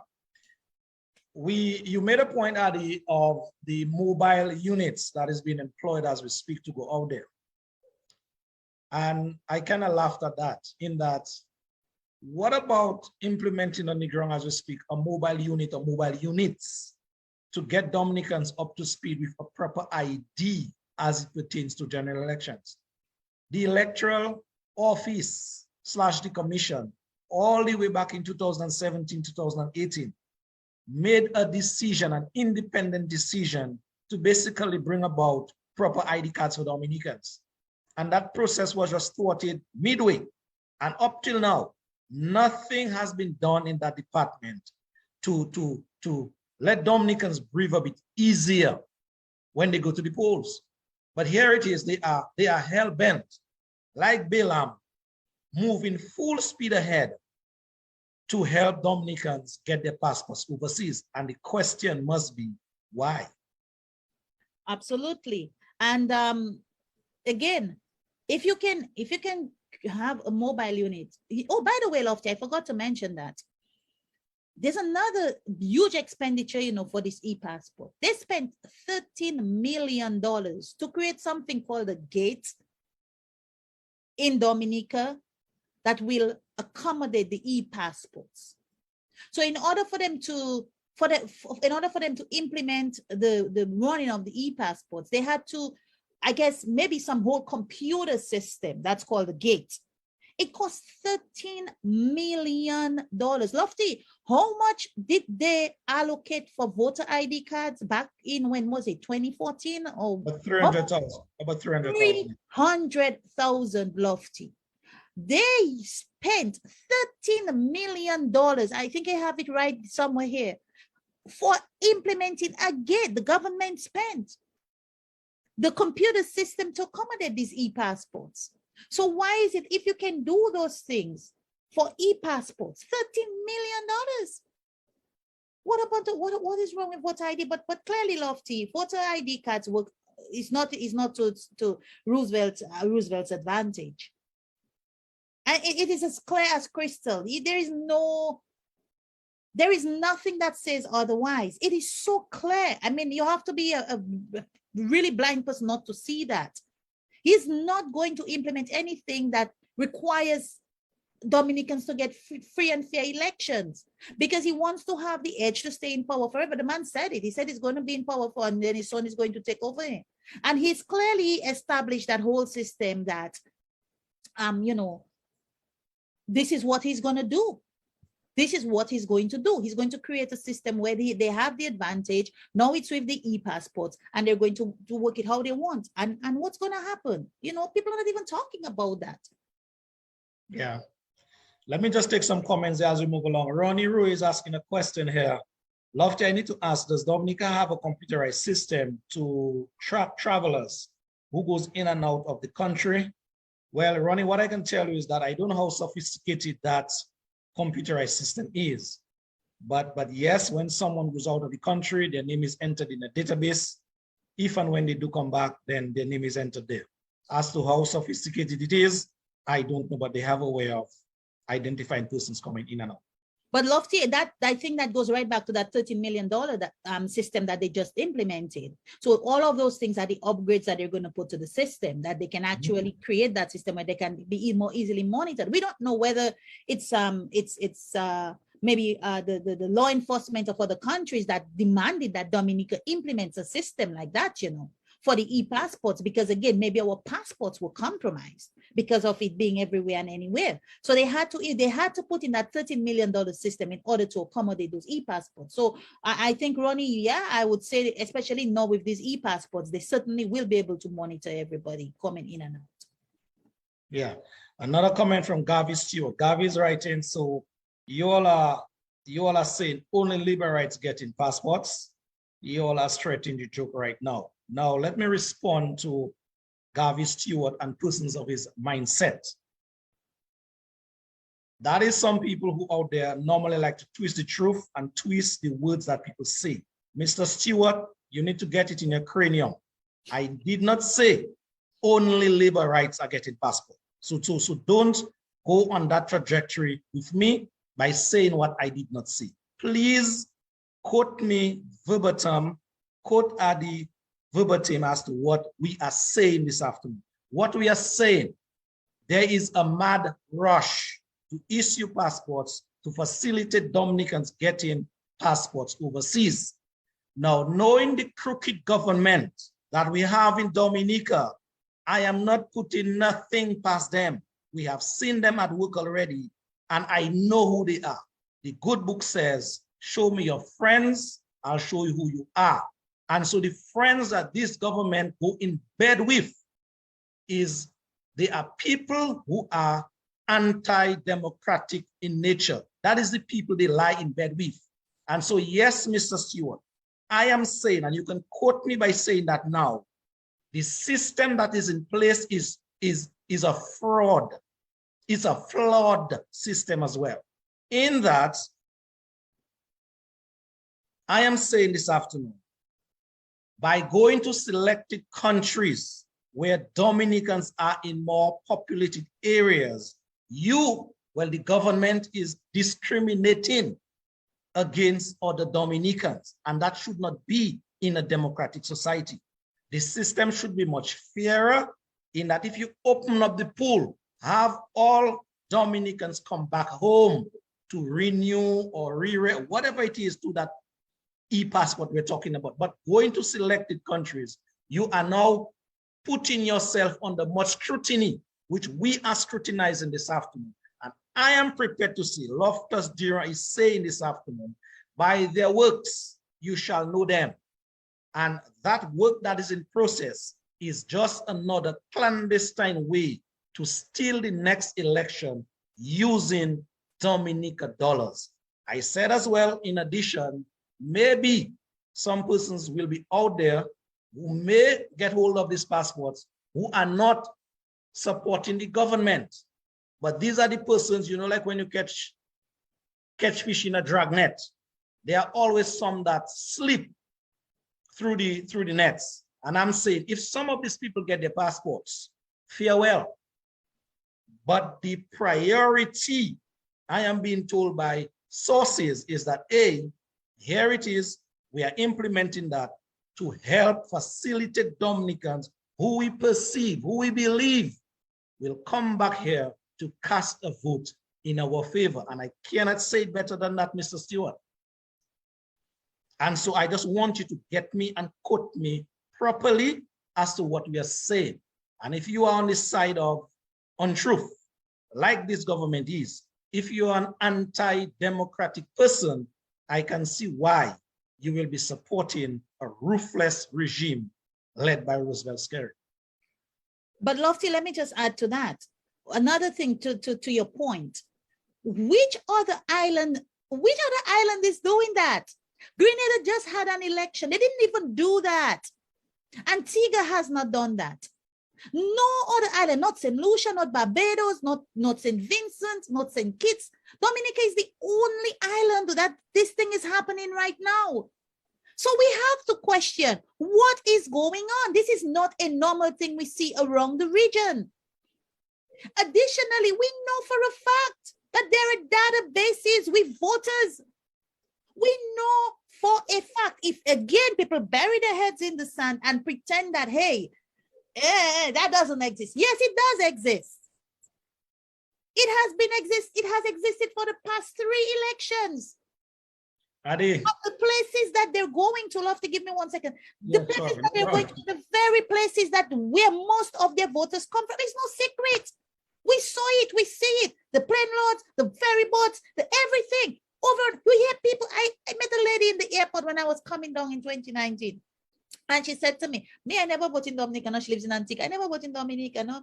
But I just say I want to vote for it. She didn't even know what to say. I just say I want to vote for the first time. So you've never voted in, no, that's, you know, and you know that this person was given a ticket coming from Antigua to come to Dominica to vote. You know, so it's a fact that there is an existing, there are existent databases of voters that exist. And these voters generally tend to come from these regions that they're issuing passports. Again, behavior is consistent. We've seen it. It's no secret. It's not surprise. Why should we act surprised when it's dumped in our faces and we say, oh, but yeah, I was thinking, no, we have to talk about it now. Go ahead, Lofty. Someone is under the live and he's an outspoken, quote unquote, supporter of the Dominica Labour Party. And that is none other than Clarence Christian. And I see here, Mary Ostry calls him pretty boy. I don't know why Marley Ostry, choose to call him pretty boy. But Clarence Christian is asking an important question. He's saying, or he's asking the question, what does the e-passports have to do with elections? That is coming from Clarence. And I know you'll want to take a shot at that, Arif, but let me just ask Clarence Christian in return. What did the number of planes, what did the number of chartered planes on the Melville Hall tarmac had to do with the 2019 election? What did the 72,000 million plus had to do with the 2019 election? What did all the plywood and the posts and the galvanized that some persons still have under their cellar and cannot use because they don't need it had to do with the 2019 election? What did all the little brown paper kits that I saw a representative was walking in Cochrane with on election day, and they had to go into a particular house to get those little brown paper kits after the vote, and they could show proof that they put the X by the shoe? What did that have to do with elections? So I personally don't want to waste too much time on Clarence. I just need to ask Clarence those questions. And if he's genuine, he will come back with a genuine answer.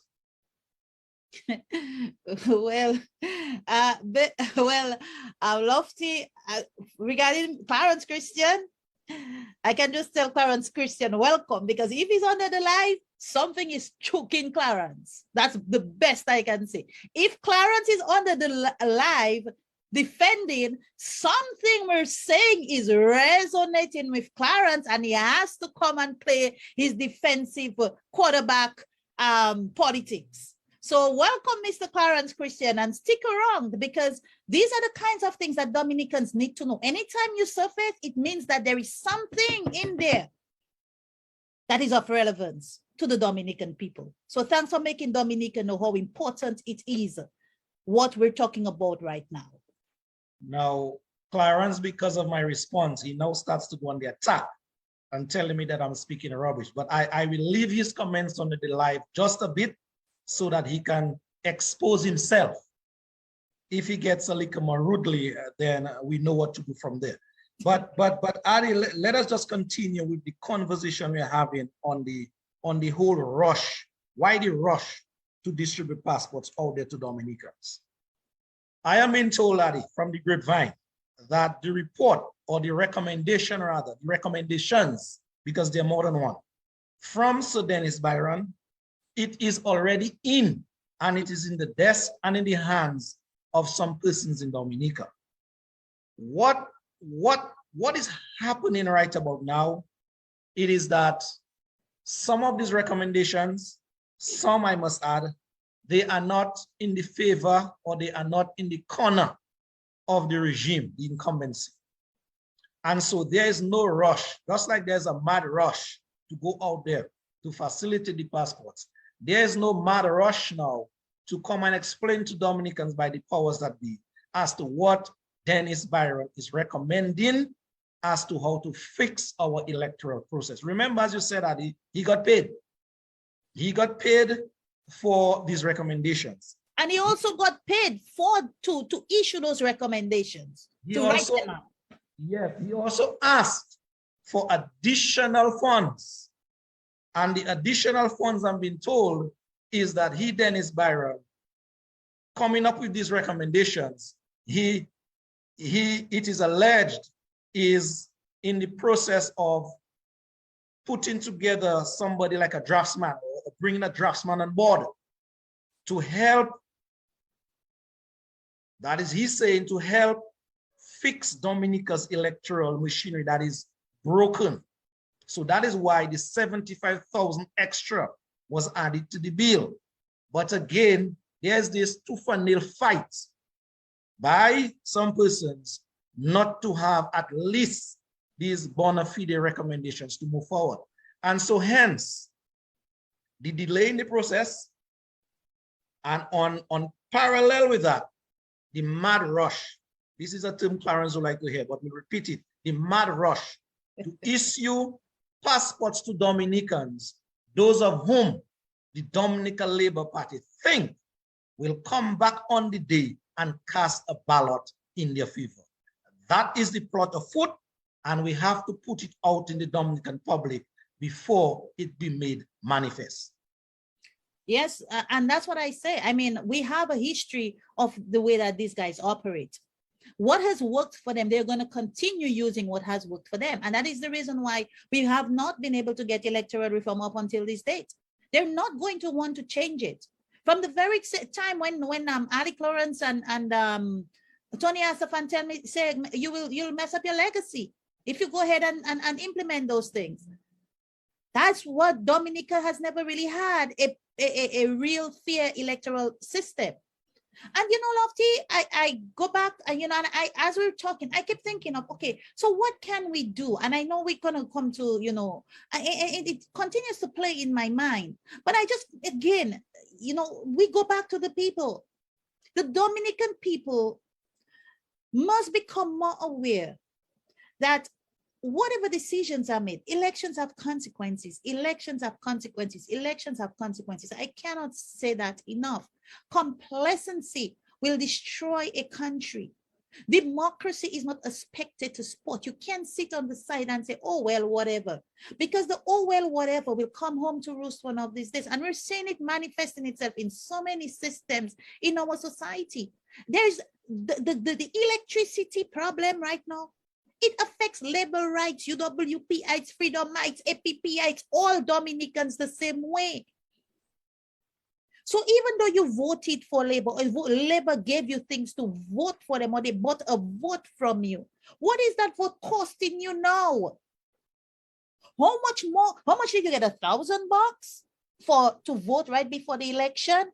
Within a year, how much has your electricity bill gone up?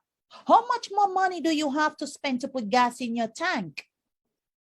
How much more are you going to spend in the grocery store? And I do understand that overall, the whole world, inflation is real. We are spending money even here, everywhere. But in Dominica, we had ways of cushioning that effect on the people. We saw a pandemic where Dominicans did not get anything. So elections have consequences. Sit there, do nothing, say nothing, allow these people to use the same system to come back and be on your backs, beating you with a whip, being your slave, because you have that power of the vote that you did not use. You are the one who's going to feel, you are the one who are going to feel it in the long run. Everybody is going to come to your doorstep. Sexual abuse affects every single child, whether the child is labor, UWP, freedom, APP. Sexual abuse affects every child who is abused. They don't care who that child comes from. A predator. And I hear people saying certain things about, oh, you know, things about women can sell sex. If you are a sick man who preys on children, you can get whatever at any time with whomever. If you are sick and that is what you desire, that's what you are going to do. So we're going to have much more of that because we don't have the systems to punish these people the right way, to deter them from committing these acts. We're going to have more people in the 1% who can abuse their authority and have the money to pay younger kids to do the things. We are going to have more parents who are going to say, okay, well, I need this. So, you can do that and I'll keep my mouth shut. And our future generations are going to have more young men who are going to be idle and become frustrated. And are going to probably suffer from mental illness. We're going to see more of that because when we voted for that. When you vote, your vote is important. That's why democracy is so important. You cannot be a spectator and sit on the side and not get involved. People say to me, why are you involved, Dominica? You live only with them. Guess what? I live in a country right now in America where the rights for women were just taken after 50 years. I sit there sometimes and I remember the country that was built on separation of church and state. Today, we have the church in the Supreme Court making decisions on female bodies. So far, women have come. What does that say to me? Is this a country I want to live in for the rest of my life? I always wanted to return to Dominica. But we need to have a country where people can thrive and people can grow and the opportunities are there. I'd love to take Decade home and thrive and bring young people in and teach them, listen, this is how you can start a company from nothing and grow. I'm 50 years old. This is what I would love to do with the rest of my life. As I learn, I'd love to give back. But are we creating the environment where these things can happen and we can thrive? So when we sit on the side and say, oh, well, let them go and register their voters, let them go and take and we don't talk, we don't stand up. We are the people. We have to have that power to say no.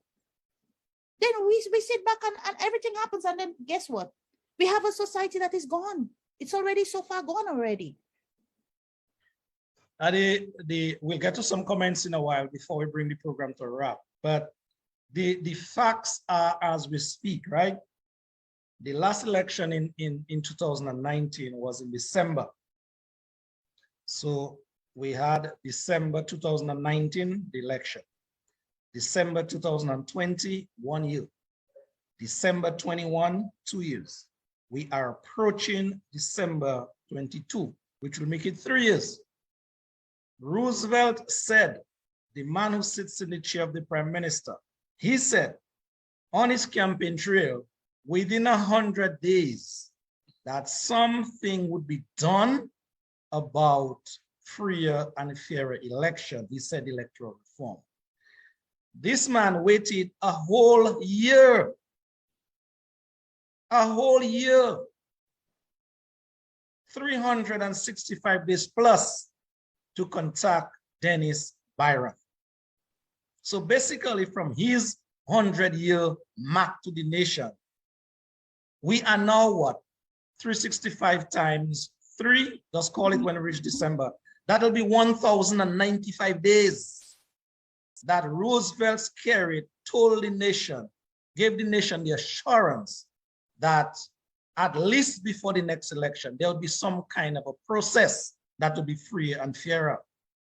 And I am not putting it past this man, Adelaide Paul, and the persons, including Clarence Christian, and people like Garvey Stewart on the Live and Alike. I am not putting it past the regime of the Dominican Labour Party to call another election, snap or otherwise, without reforms. I am not putting it past them because that is part of their DNA, to steal elections.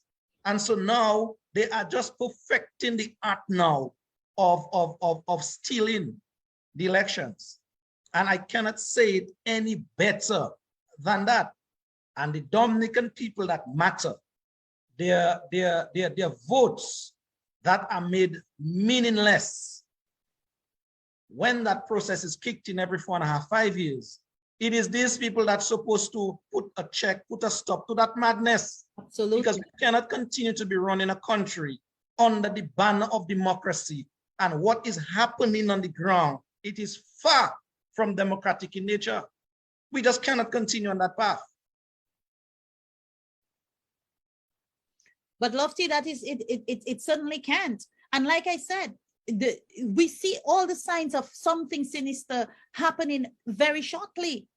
And I don't care what they say, because we've heard this talk before. Before the 2019 election, oh no, we're not importing anybody, nobody's coming down. And when we started seeing plane, I mean, my jaw literally reached the floor. I couldn't believe what I was seeing in the broad daylight. When they started bringing in people, they started 2 weeks in advance of bringing people, you know, Lofty. So can we sit there well, first of all, there is an absence of information with this administration. They say nothing. The same way they told us nothing about Kanisha. It released one statement, they released 2 statements, and that was it. Lofty, another example. About a month and a half ago, there was this shooting of over almost 21 people in this little town in Texas, Uvalde. After, in Dominica, they've made this whole Kanisha story so partisan, so politically, horrible, that they don't want you to question the system. I saw 19 kids died in a school, 21 people, teachers included. And up till now, they have the entire police administration under investigation. Every day, the press asks them questions. The Congress people brought them in for questioning because they failed in certain ways. They failed Kanisha. You're telling me a child disappeared, and within 24, the child didn't just disappear. You heard how the child was abducted. So it wasn't a matter of, okay, let's see. Normally when people disappear, say, I'm going to give that person 24 hours. And then if they don't show up, we're going to put out an APB on them. No. We know what happened. Within 24 to 48 hours, those were the most critical hours. The police was still trying to figure out what they were doing. They were not out there. If they had mobilized, had a K9 unit, all that money you're spending, doing all these nonsenses, giving people things, buying votes, yet you can't create a proper K9 unit. What did we learn from that? A proper K9. And I say all this love, you might think that I'm deviating from what we're talking about, but we're talking about the very same things. If you rig elections, you find a way to taint the elections. You find a way to win elections by bringing your voting machines in certain areas where you normally mobilize your voters. Your databases are well primed and primed. You're going to have the same thing happening where we're going to have a young child disappear and you have no K9 unit to go find her. You have people burning down evidence before they could use it to find that child. Maybe we would have known what would have happened to Kanisha. But up till now, nobody can question a police force. Everybody's afraid to question a police force. When you question a police force, they say that you're being partisan, you're being political. Well, excuse me, life is about politics. Every policy that is passed is about politics. Saving our children is about politics. It's a hypocritical way to speak and think that life doesn't happen without politics. So when you take $13 million to install the and again, don't get me wrong, I know every island is supposed to have this by 2023. So it's not only resigned to Dominica, but there is no other Caribbean island who has mobile units going around the region giving people passports. The only place I'm seeing that happening is in Dominica. That should send up red flags. Why is that our island is the only island where these things are happening?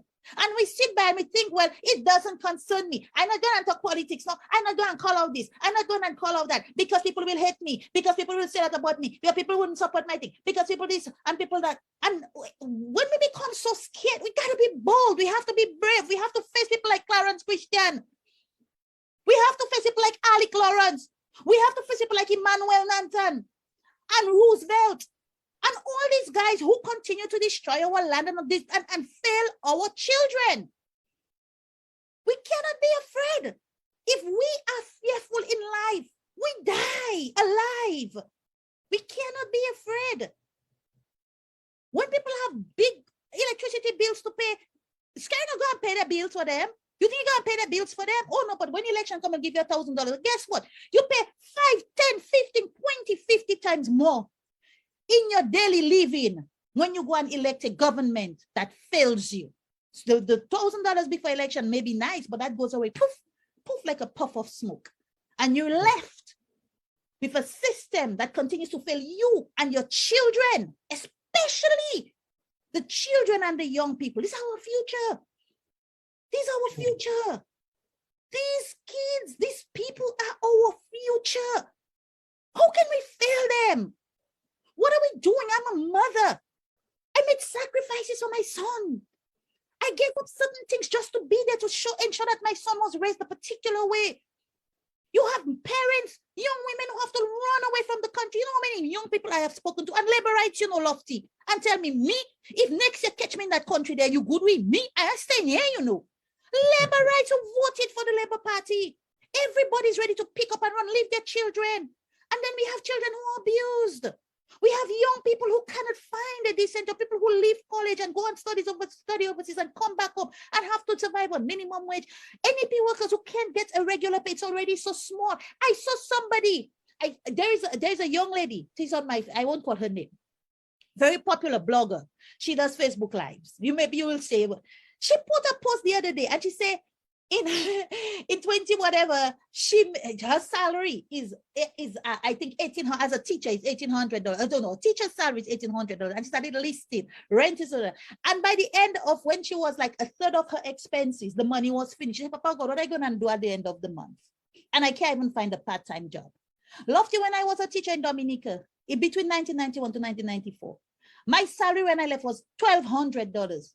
When I saw the lady say, after all these years, and I left Dominica in 1994 to come up here to study, and she was still making $1,800 as a teacher's salary, I frightened Lofty. I'm not saying that all teachers make $1,800, but from 1994 to now, given the cost of living, come on, we have to make better decisions. We have the power. We have to hold our, where do I love it? To add insult to injury. We have a prime minister who's building his fourth house. A prime minister who takes home how much money every month on the backs of Dominicans, and you sit there and say, well, I don't care. They're going to give me a free apartment. Guess what? You know what? In America, you know what a lot of these free apartments ended up being? Ghettos. And if we're not careful and we don't get jobs for these young people, we're going to have a lot of ghettos in Dominica. And when you have these places where people are unemployed and you have a lot of people who are just sitting there all day getting frustrated, you know what happens? Crime persists. We've already seen such an increase in killings in Dominica. What kind of country are we creating? And then one set of people living in the lap of luxury. We have passport sellers who control even the information that comes from our country. True. Adi, I don't have to put one more aspect. I have to shed one more light on an aspect, really, e-passports that is being rushed as we speak. And then we will kind of bring down the curtains on the conversation, because we have another aspect to talk about, where we heard an interview from the BBC's end to the newly elected Prime Minister of Grenada, that is Mr. Mitchell, Deacon Mitchell. We have to just play that for our listening audience and just kind of, give our perspectives on it as well. But just before we go there, there's another aspect that I want to touch on in terms of the recommender or the recommendation aspect on the passport forms. And I'm asking you, Adelaide Paul, I'm asking the listeners and viewers out there, just how are the people from the immigration department, are they going to circumvent or work around that process? Because as it is now, if I, Loftus Dira, wants to renew my passport, I pick up that form, I fill up that form. At the back of that form has the area that the recommender, somebody who knows me very well, that person will have to fill it up and say, yes, I know Loftus Dira for whatever years, The information that he put on the passport is true and correct to the best of his or knowledge. That person also has to take one of the photos that I bring in. There are two of them. Sign behind that photo as well and say, this is the true likeness of whatever it is, Loftus Dira, whatever the wording is there. And also, more importantly, the signature of that recommender must be affixed to both the form and the photo that they certify. The question here now is, when these people gets their passport overseas or is facilitated to get their passport, who is going to be that quote unquote ultimate recommender for these people? Who? Does person from the immigration department know? And when I say know, not just know by face, but know in detail as to this person's character that they'll be recommending this passport for? That's a very good question. So persons like Clarence Christian and others, they need to tell us, how are these people going to go around or work around that process? And that is where you started off with, and I want to agree with you. Where this government is concerned, they are not bent on being open and transparent with the people. By now, the immigration department would have come out with a statement, not just what you read from the Ministry of Security.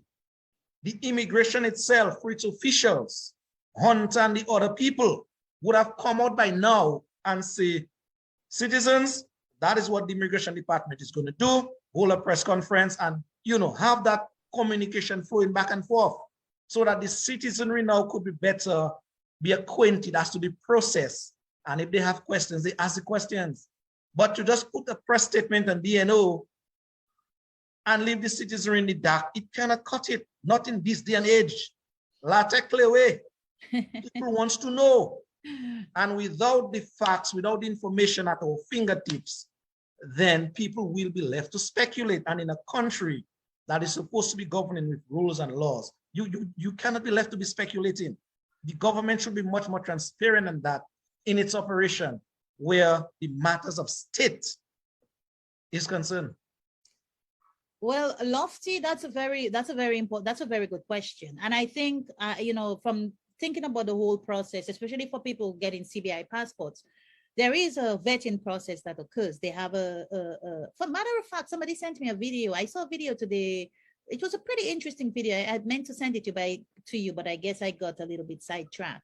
And they were talking about that very thing, that the people who process or who vet these these people who obtain passports, on the international stage, it is so questionable because they don't really reveal what it is that they find.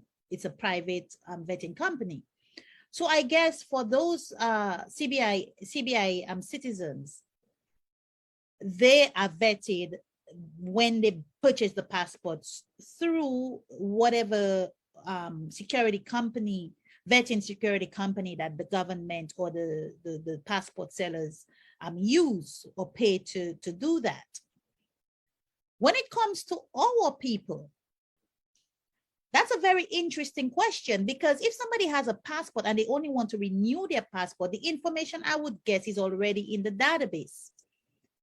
So you may not necessarily need a person who knows you to vet or vouch for you, because you're renewing your old passport. So there's a good chance that if you had a previous passport, that the information had already been submitted to the country, so you're fine. Maybe where the problem may lie is it's in the people who are getting brand new passports, who never had a passport before, or people whose passports were expired, because a lot of things happen when people, have expired passport. Their names can change, they can get married, they can get divorced, and all those different things. But going back to what you said, I just kind of opened up my thing, and But let me just stick a pin right there. Let me just try first to flesh out that little part you said a while ago. In that, now when I speak, I like to speak from experience. I had lately at least a passport done at the immigration department. The point that you made about the information would have been already on the system, and so it's just a matter of renewing the passport. The immigration officials could at least use that to sort of give the passport process a bite in terms of approval. I am wanting to agree with you, but I ask a lot of questions. Absolutely. And so exactly what you said is what I asked one of the officials when I went to renew, not a new, renew that passport. And the person basically said, the form, the recommendations part on the form, that has to be filled out. It can be by the same person, but the critical information that they really want to capture is that what the recommender is saying about you, it is very current in nature. Because time changed, people characteristics, well, not characteristics, but persons' behavior change. Absolutely. And so somebody maybe in 2019 was a very good angelic body. In 2022, whatever went up in their head, they, may have switched. And so the recommender that recommended you then when you were this quote unquote sweet angel, you are now before the court of law into 2022, you're whatever. That person now will be putting their name in jeopardy on the line by basically saying that you are still the same bona fide person in terms of your qualities you had in 2009. And if they know fully well you are no longer on that path, they will be putting their name in jeopardy. And once they find out at the immigration department that recommender is lying, then the repercussions will kick in. So I just wanted to plug that in there based on the point you made before. Well, here's the thing, Lofty. I think I don't know in terms of the law whether somebody who, I think once you're born in a country, you are issued a passport. This is a right as a citizen of a country that you were born in, right? Or if you're naturalized in a country, that is a right. So whether you commit a crime or not, I don't think that should exempt you from getting a passport. I don't know of any law that says, if you commit a crime that you should be denied a passport. Of course, if you commit a crime and depending on the severity of the crime, your passport can be taken away from you. And I guess it's probably in that vein that that person should not get because maybe that person has a pending case. That person has a pending case. But I know of cases where people commit crimes in Dominica, and because they know people in the system, and that's another story for it by itself, they were able to get passports and escape from the country and not face this, whatever they were the crime that they committed, the penalties. But I don't think that I can say for a fact that if you commit a crime that you're denied. So in terms of the recommender, I don't know how severe of a thing if somebody says, I think maybe the most important thing that they're looking at is the validity of your birth certificate. The validity of your birth. And if you, for instance, let's suppose you become a citizen through marriage, which most countries give you that, or even your children, then you have to prove that this person is you have to bring forth a marriage certificate or your birth certificates of your kid, the birth certificates of your children. And that would certainly give you the right to have a Dominican passport. So I don't know if you're getting a new passport, if it depends how many years you've been living in that place and whether you've renounced your Dominican citizenship, or if you decide you don't want Dominican citizenship anymore. So on that end, I think that's a legal issue, and I'm not a lawyer. So the overriding or overarching thing I just want to plug in there before we move on is that without that recommender affixing his or her name on that form, that passport will not be available to you.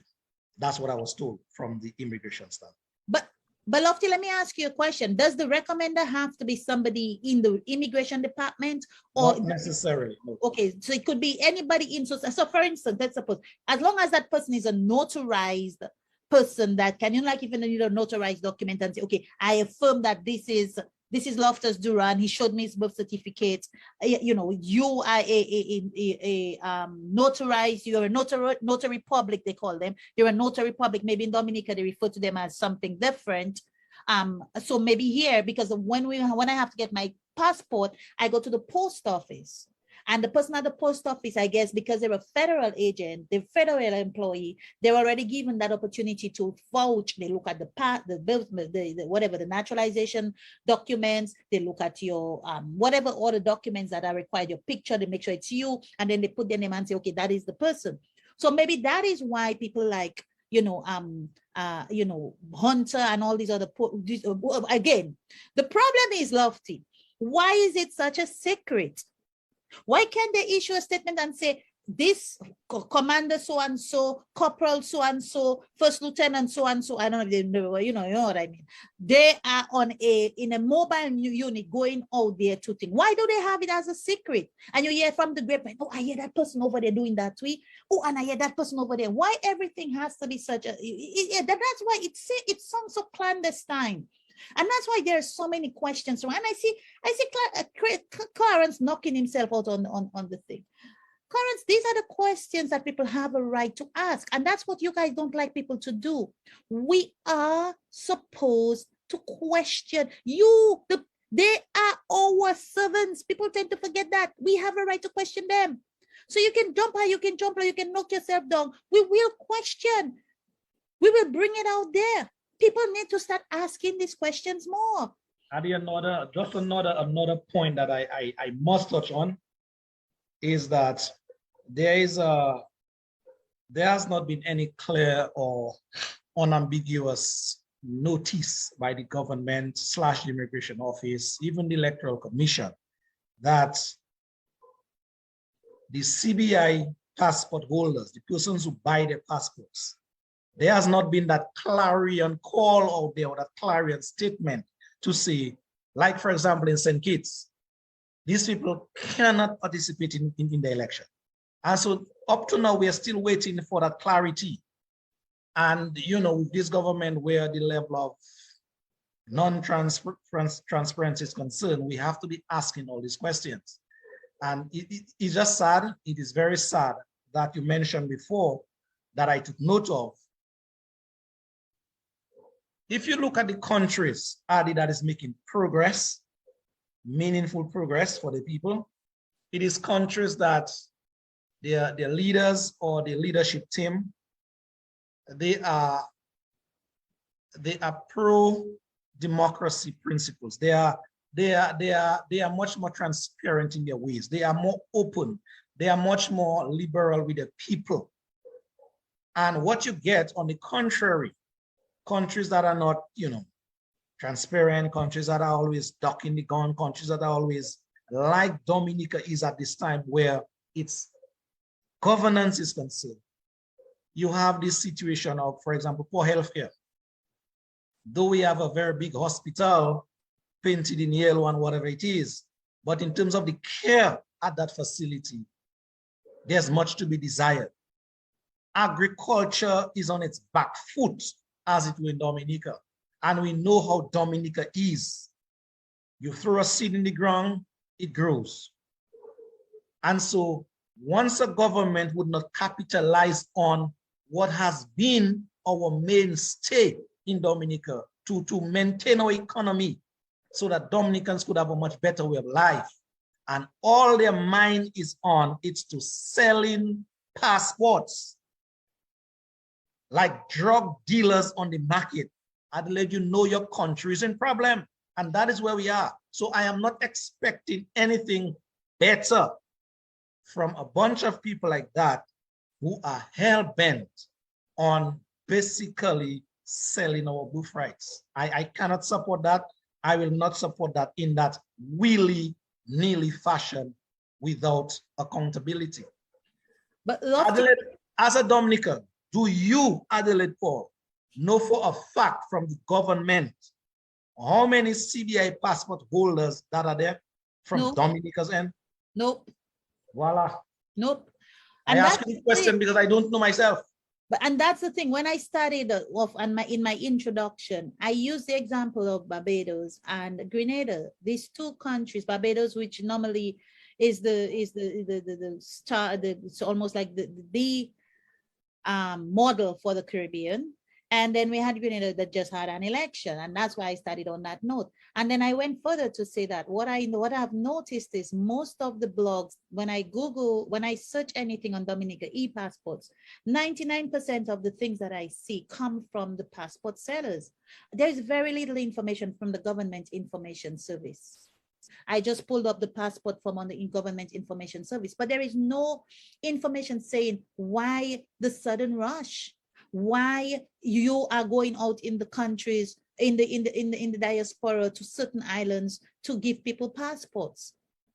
There is there is nothing coming from the Minister of National Security. There is nothing coming from the immigration. When I read Barbados statement, it was issued by the commissioner. We don't get that kind of information. Everything is a secret. And that is what we have, all these passport people peddling that e-passport thing. And again, like I said, and Clarence, if you were listening to me, when I started, I said, this is something that is going to be implemented throughout the Caribbean. So obviously every island at some point is going to, and they have given themselves until 2023. What I am not seeing, and I roughly remember, I set the premise before I started. I read and I said exactly that Barbados said that they will be renewing and they will be, but they're not just going to phase them out. Same thing for Grenada. In Dominica, whether you've renewed your passport last month, they force you to get an e-passport that you yourself have to pay for. That was another issue, that people who didn't even have money had to find monies to get a new passport because they had just renewed their old passport. The passports were still good. Technically, the government should have subsidized and they should have a thing. Okay, if your passport expires, fine, you will pay to renew and get a new e-passport. But if you want the entire country to switch to an e-passport, why not subsidize it? Because people just spent a whole bunch of money to get a new passport. So you put people under double expense to force them to get a new e-passport. Additionally, you're right, Lofty. With this administration, you can't put anything past them.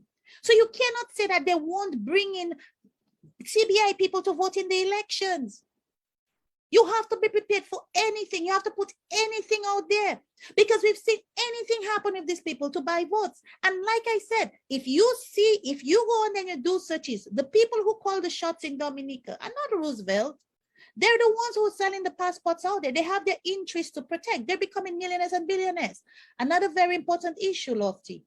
We saw what happened recently when all these countries started enacting laws to remove that Schengen, especially the EU.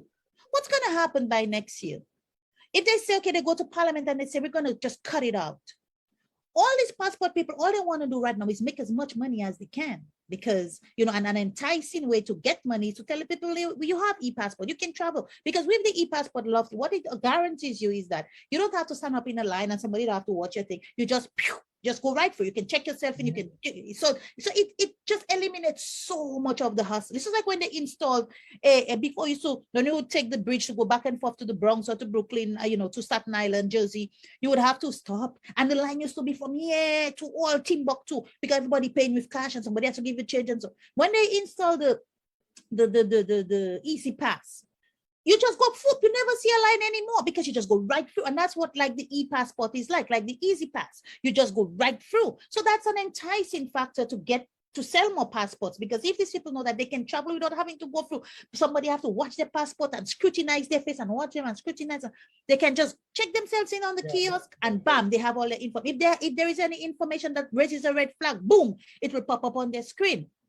So that's a selling point. But are these going to be used to allow these guys to win votes? Are they going, is it something that they're even considering doing? Like you say outrightly, we are not using CBI people in our elections. But with Dominica, you never know. These people, they put anything out of their hat. You never know. Adi, we have to switch gear. Now it's 7:20 something? Is the time? Wow, we're also, yes. 7:40 something, 7:41. 7:41. 19 minutes to 8 o'clock. Let's see if we can wrap it up by now moving across and playing an interview from the BBC's end. They interviewed the newly elected Prime Minister, that is Mr. Dickon Mitchell, 43 years, very young man, very promising young man, I must add. And hear what he had to say to the BBC in terms of, his vision for Grenada. When we come back, we're going to sort of have a little discuss on it, and we will try to tie that in with the topic that we're discussing with the passports and bring it to a wrap. Let's say at least the latest by 8:15. All right. So we're going to punch that interview right about now.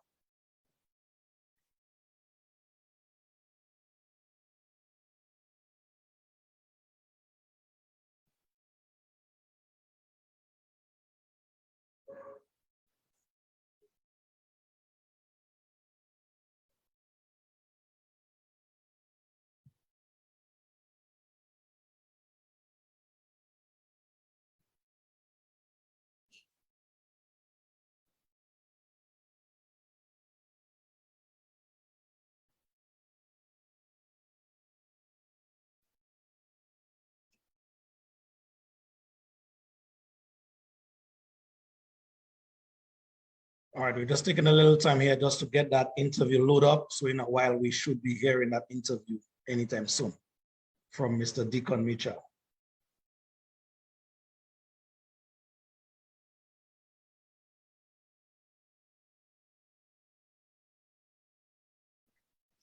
In Grenada was voted out of office last week, replaced by a party led by a political newcomer.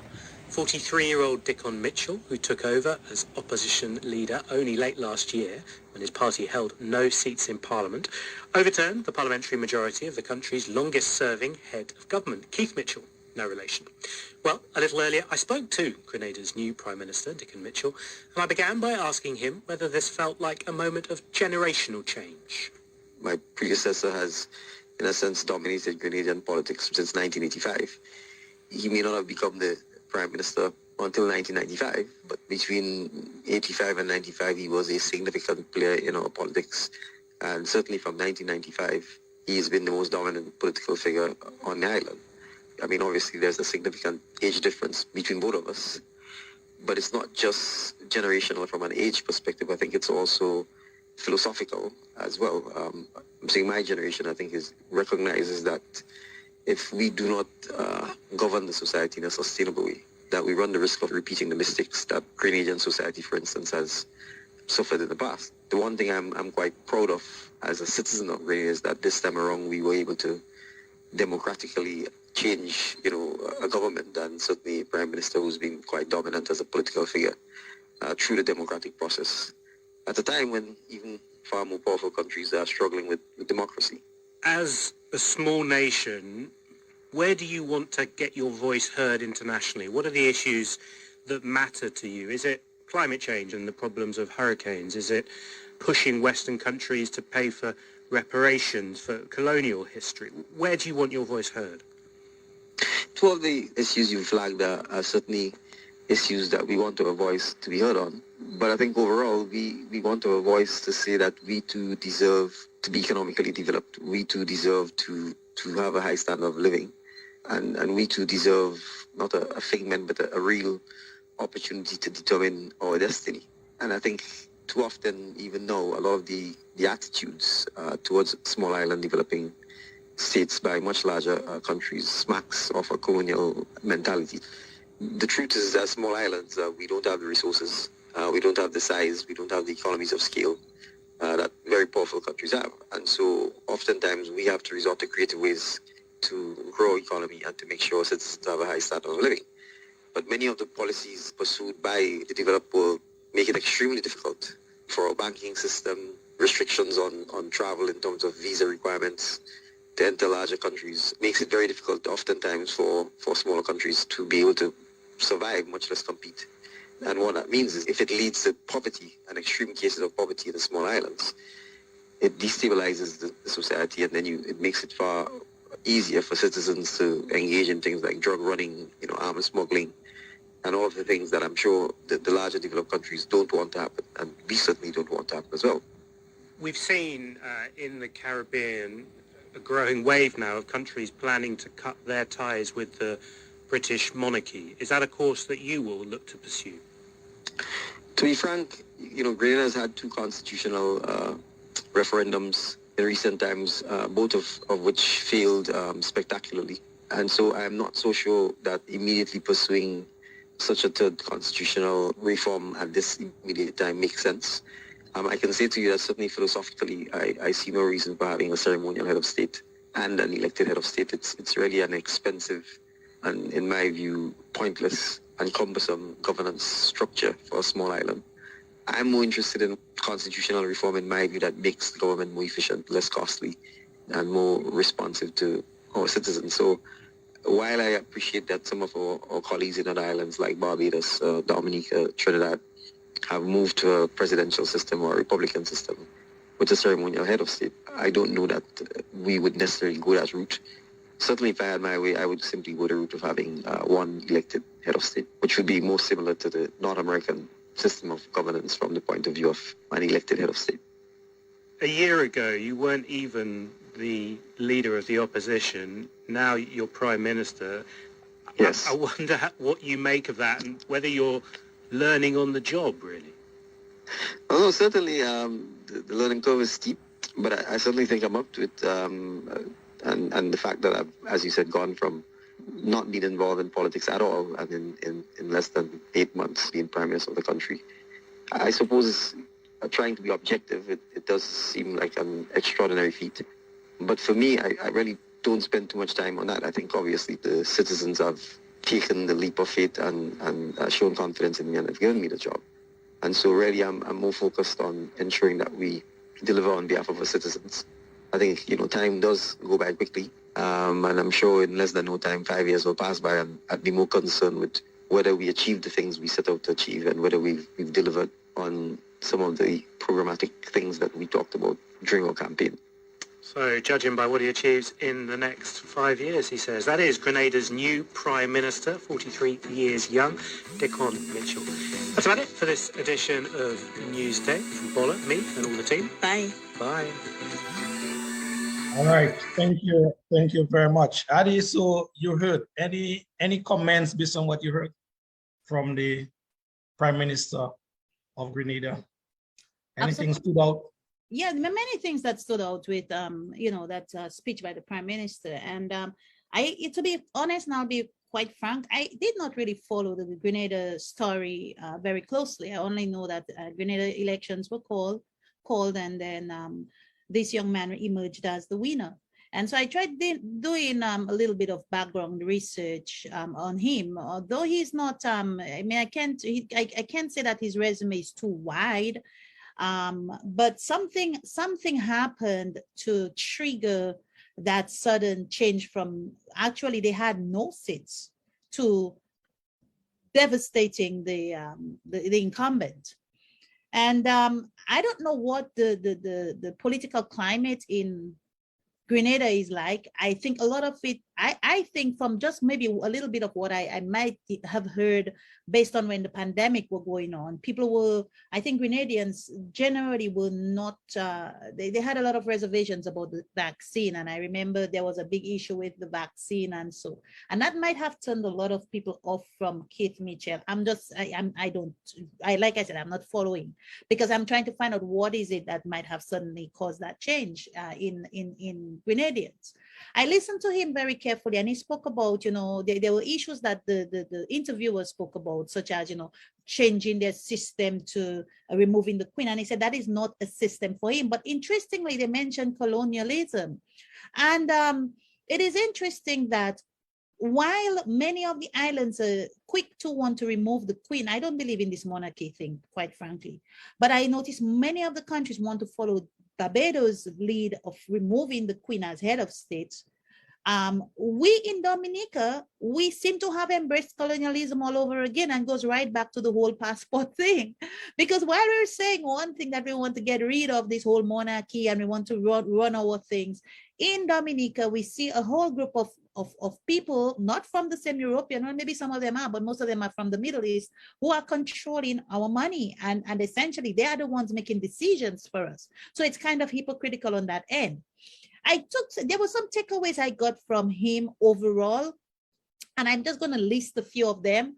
I say, nothing remains the same. Nothing remains the same. So all the fight and the fight to stay in power and have and hold, this is a public job. This is something that is done by the people. There will come a time when Roosevelt and his band will be kicked out. There will come a time. The power is in the people. The people made the power for change. The people made that party, the National Democratic Congress, which is the party that this young man represents, they went from 0 seats in the last election to 9 seats to win the prime ministership, to rule the country. But it only happened because the people took charge. The power is in the people. The electoral system is surely working. And he mentioned something about this was they had in a long time they had a democratic process. I don't know what he meant by that. Whether there were shenanigans in their previous elections, I don't know. I'm not saying that, but he mentioned something like that. So they seem to have had an electoral system that certainly worked, unlike what we have in Dominica. The messaging. The messaging must resonate with the people. The messaging must resonate with the people. The people have to be able to understand and feel what it is that you're saying. You gave a person $1,000 to vote for you. It cost them over $5,000 in those 5 years to pay electricity bill. It cost them how many thousand times to put food on their table. So when that is an instant gratification, now for a vote, the message and what are you telling the people? Yeah. What is that $1,000 costing them after they vote? Higher electricity bills, higher food. Your children have to run away from the country. More children are getting abused, less services, more young people are dying because of health care. Gotta tell the people, break it down for them. Strategy. What is the strategy? You must have a strategy. These guys, they have a strategy with this passport, and we're saying, do you have a strategy? Yep. You need to have a strategy going into this. Take nothing for granted. You can't. You can't just say, well, hey, he's not going to do that. You can't take nothing for granted. And the other few others is never underestimate your opponent. And that's why we're having this conversation today. And they may say, oh, you guys are lying. You guys are saying stuff that we don't. But we don't know because you're not telling us. And we know the tricks that you've used in the past to stay in power. So why should we believe you? Never underestimate your opponent. I don't think that young man, he didn't underestimate his opponent. Do what's best in the interest of the people. Do what's best in the interest of the people. When you are in positions, you have to think about how am I going to put this thing together that's going to turn it around? Are we listening to what the people are saying? What are they trying to tell us? Is the strategy that we used in the past, can we reapply that same strategy? Do we have to change our messaging? Do we have to break it down a little more so they can understand where it's coming from? Do what's best. I did that. And incumbency doesn't guarantee a win. Because Roosevelt is in power now doesn't mean he's going to stay in power forever. Certain things happen. Yeah. Presence is critical. What do I mean? You got to be there. You got to be present. You can't just show up one day and disappear for another 10 days. You got to be there. You always have to be there in whatever form. This medium they call the internet has given us so many ways to be constantly present. If you make up your mind to be a public figure, you got to have to do what it takes to be there with them. True. Complacency destroys hope. Complacency destroys hope. You can't just sit on the side. You gotta lofty. Every day you get up, you have to have a mission. You have to have a purpose. You're gonna say, listen, I went in the store to sell my products. The guy said to me, Mom, we're not gonna take your products. We're only taking 5. How many do you have? I said, I have 2. He said, we're not taking 5. I said, watch me go back there and watch him buy it. You gotta have a plan. Complacency destroys hope. Look for the silver lining, particularly in situations that look dire. Look for the silver lining, particularly in situations that look dire. These are loaded messages. Take it as you may. But I think that we have to look at every single strategy moving forward. I agree with you. I agree with you 110%, Adi. My takeaway from the interview that I heard is that, one, Mr. Mitchell said that this time around, as you said, I don't know if they had problems before, but I took note of it. He said this time around, we were able to democratically elect a government to serve the people of Grenada. That speaks volume, and we can apply it to our situation in Dominica. Secondly, he spoke about where his head is at.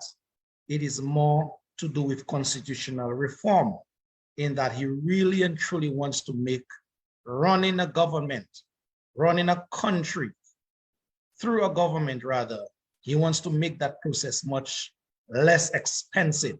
So I guess all the ministers and the ministries, and he would be looking in ways to sort of cap certain things and bring those expenses down, bring the largest down so that the profits could be more equally distributed among the Grenadian people. Critically as well, of note, I took note when he said that basically the people spoke in Grenada. And Adelaide, you said it very well. Once a people want change, they go for the change. Dominicans have been wanting change for a long time now in terms of its governance. But as Gregory Roberts once said in song, "No need to go wash a shimmer." We have a big stone in the road, and that big stone is blocking development. It is blocking the bright future for our children in particular. And that big stone is no less than the regime headed by Roosevelt Scary. Some persons classify it, and I agree, it is like a cancer that has been eating away the progress that Dominica as a country and Dominicans as a people have been making. And so once you have a cancer, you know what time it is, what you should be seeking to do from a medical standpoint. I took note as well in terms of the self-introspection that his party had to do, because Keith Mitchell was no pushover. Having been there at the helm for 25 years and counting, he was no pushover. But I took note where he said the opposition had to do what they had to do. They met, they had honest conversations, and my ears and eyes is on the ground in the different Caribbean islands. So I know certain things that going on a daily basis. And one of the things that they had to do in Grenada, where the opposition is concerned, was to have between themselves honest conversations and put their best foot forward in order to basically remove, what's his name, Dr. Keith Mitchell from that prestigious position. And so again, we have to do what we have to do in Dominica in terms of the opposition forces now. It cannot be something that worked 15 years ago, you want it to work 15 years after. Life is ever changing, and we have to adapt to the times. It cannot be something worked 15 years ago, 20, 45 years ago, and you still want, though the core principles of that what worked then can remain, but there must be some adaptation to suit especially the younger generation, that these people mindset, they are ever evolving, and bringing them back 30, 40 years, it cannot cut it. And so we have much lessons to be learned from what Mr. Deacon Mitchell said, and also how they did what they did in Grenada to be where they are today. That is just my points I took from the discussion that I wanted to, plug in there. Absolutely, lofty. And I think everything you mentioned, I absolutely mentioned it in the way that I wrote it. And I said, I know I gave Lodi the messaging, but take what you want from the messaging. And I think, again, I'm going right back to messaging. Messaging is very crucial. And sometimes you do have to take a step back, and you have to assess your approach. You have to assess the way that you do things. You have to assess many different scenarios. And I think there's a process to the way things should be done. And, one thing I learned, I also saw in Grenada, is that there are two main parties. There were like 5 parties that contested, or 6 parties that contested the elections. Actually, 6 parties contested the elections. The other 4 parties they didn't even make a dent in the electorate. They really didn't.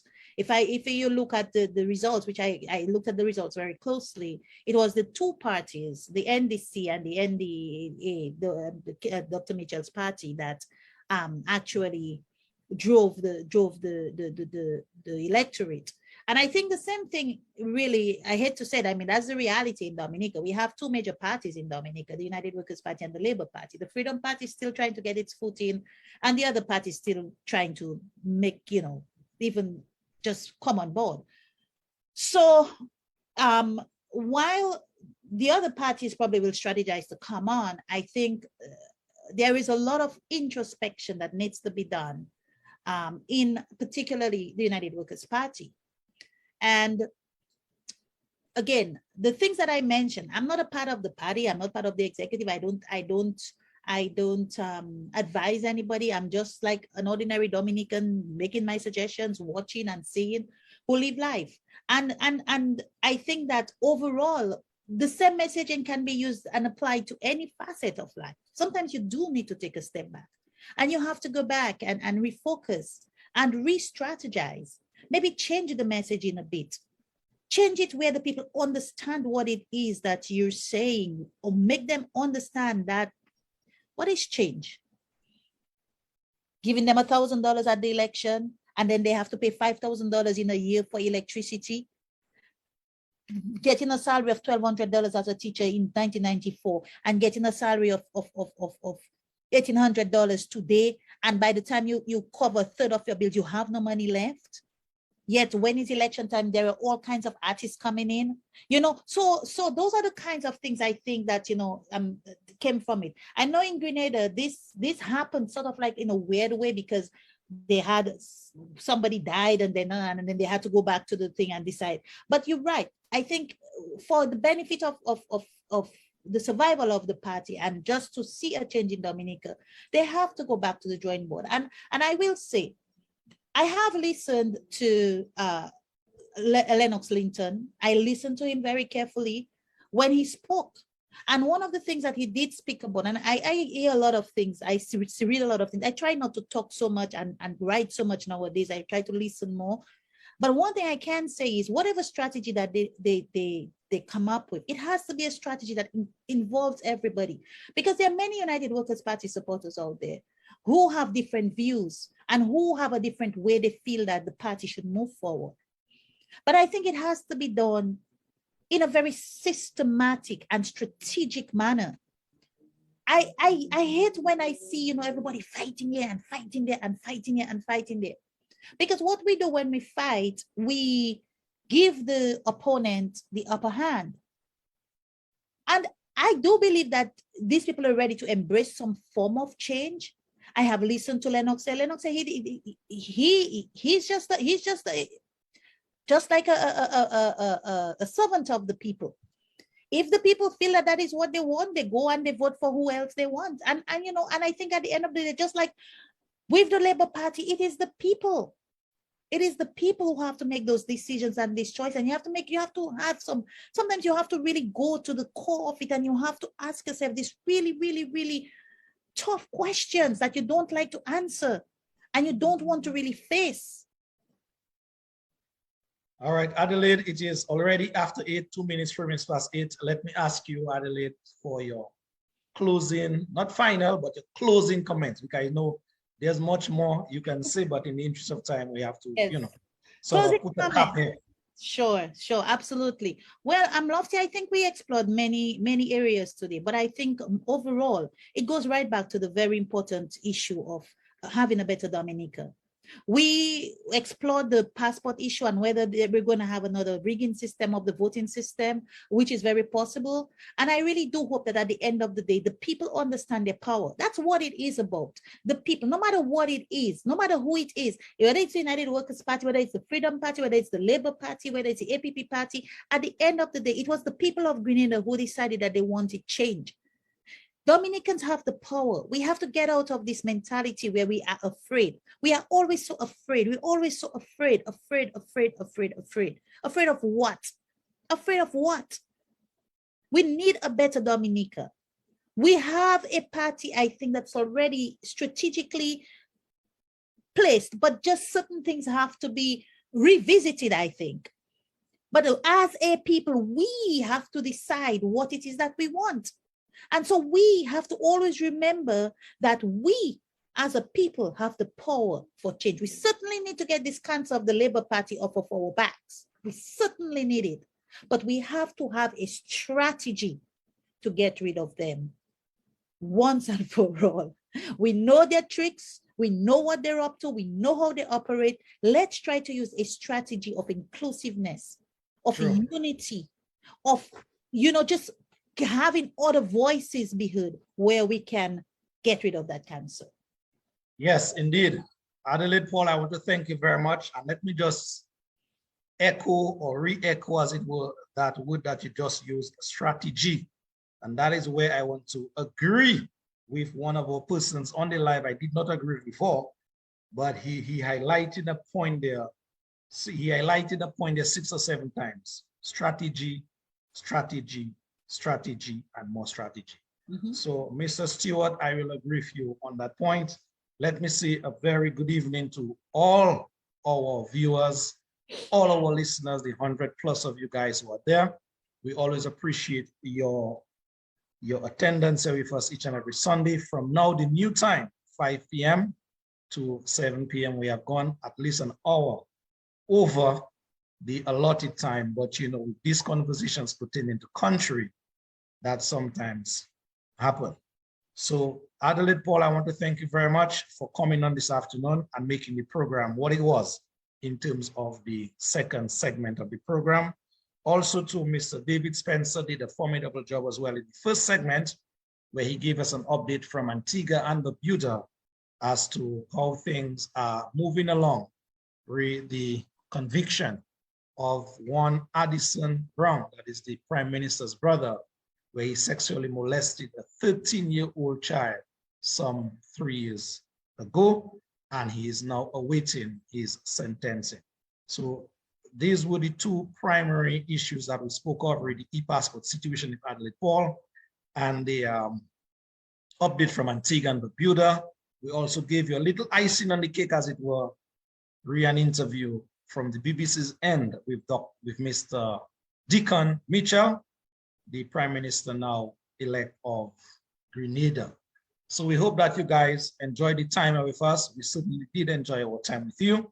And so Adelaide, I just want to give you your final comments before we settle it once and for all. Well, Lofty, my final comment is I just want to tell Dominicans thank you for tuning in. Thank you for being engaged with us. This cannot be done. By just one set of people. This is a task that each of us have to take on a responsibility, whether it is to talk, whether it is to talk to somebody that whether it is to listen to somebody, whether it's to give somebody an idea. A democracy is not a spectator sport. You can't sit on the sidelines and expect democracy to thrive. There is always a dictator. I think that reminds you of the Song of Dice. There's always a dictator waiting to take over. So we as a people, we have to protect our democracy. It's already pretty much gone from us. We maybe still have just a little bit of hope to salvage it. Let's do that together. Let's come together as a people. We may not always agree on everything. We will not always agree on everything. But let's find a way to come together, agree on something, strategize, and get this thing they call a government off of our backs. Thank you. Thank you, Adi. Good night to you. Okay, Lofty. Good night. Good night, everybody. All right. Bye-bye. Bye.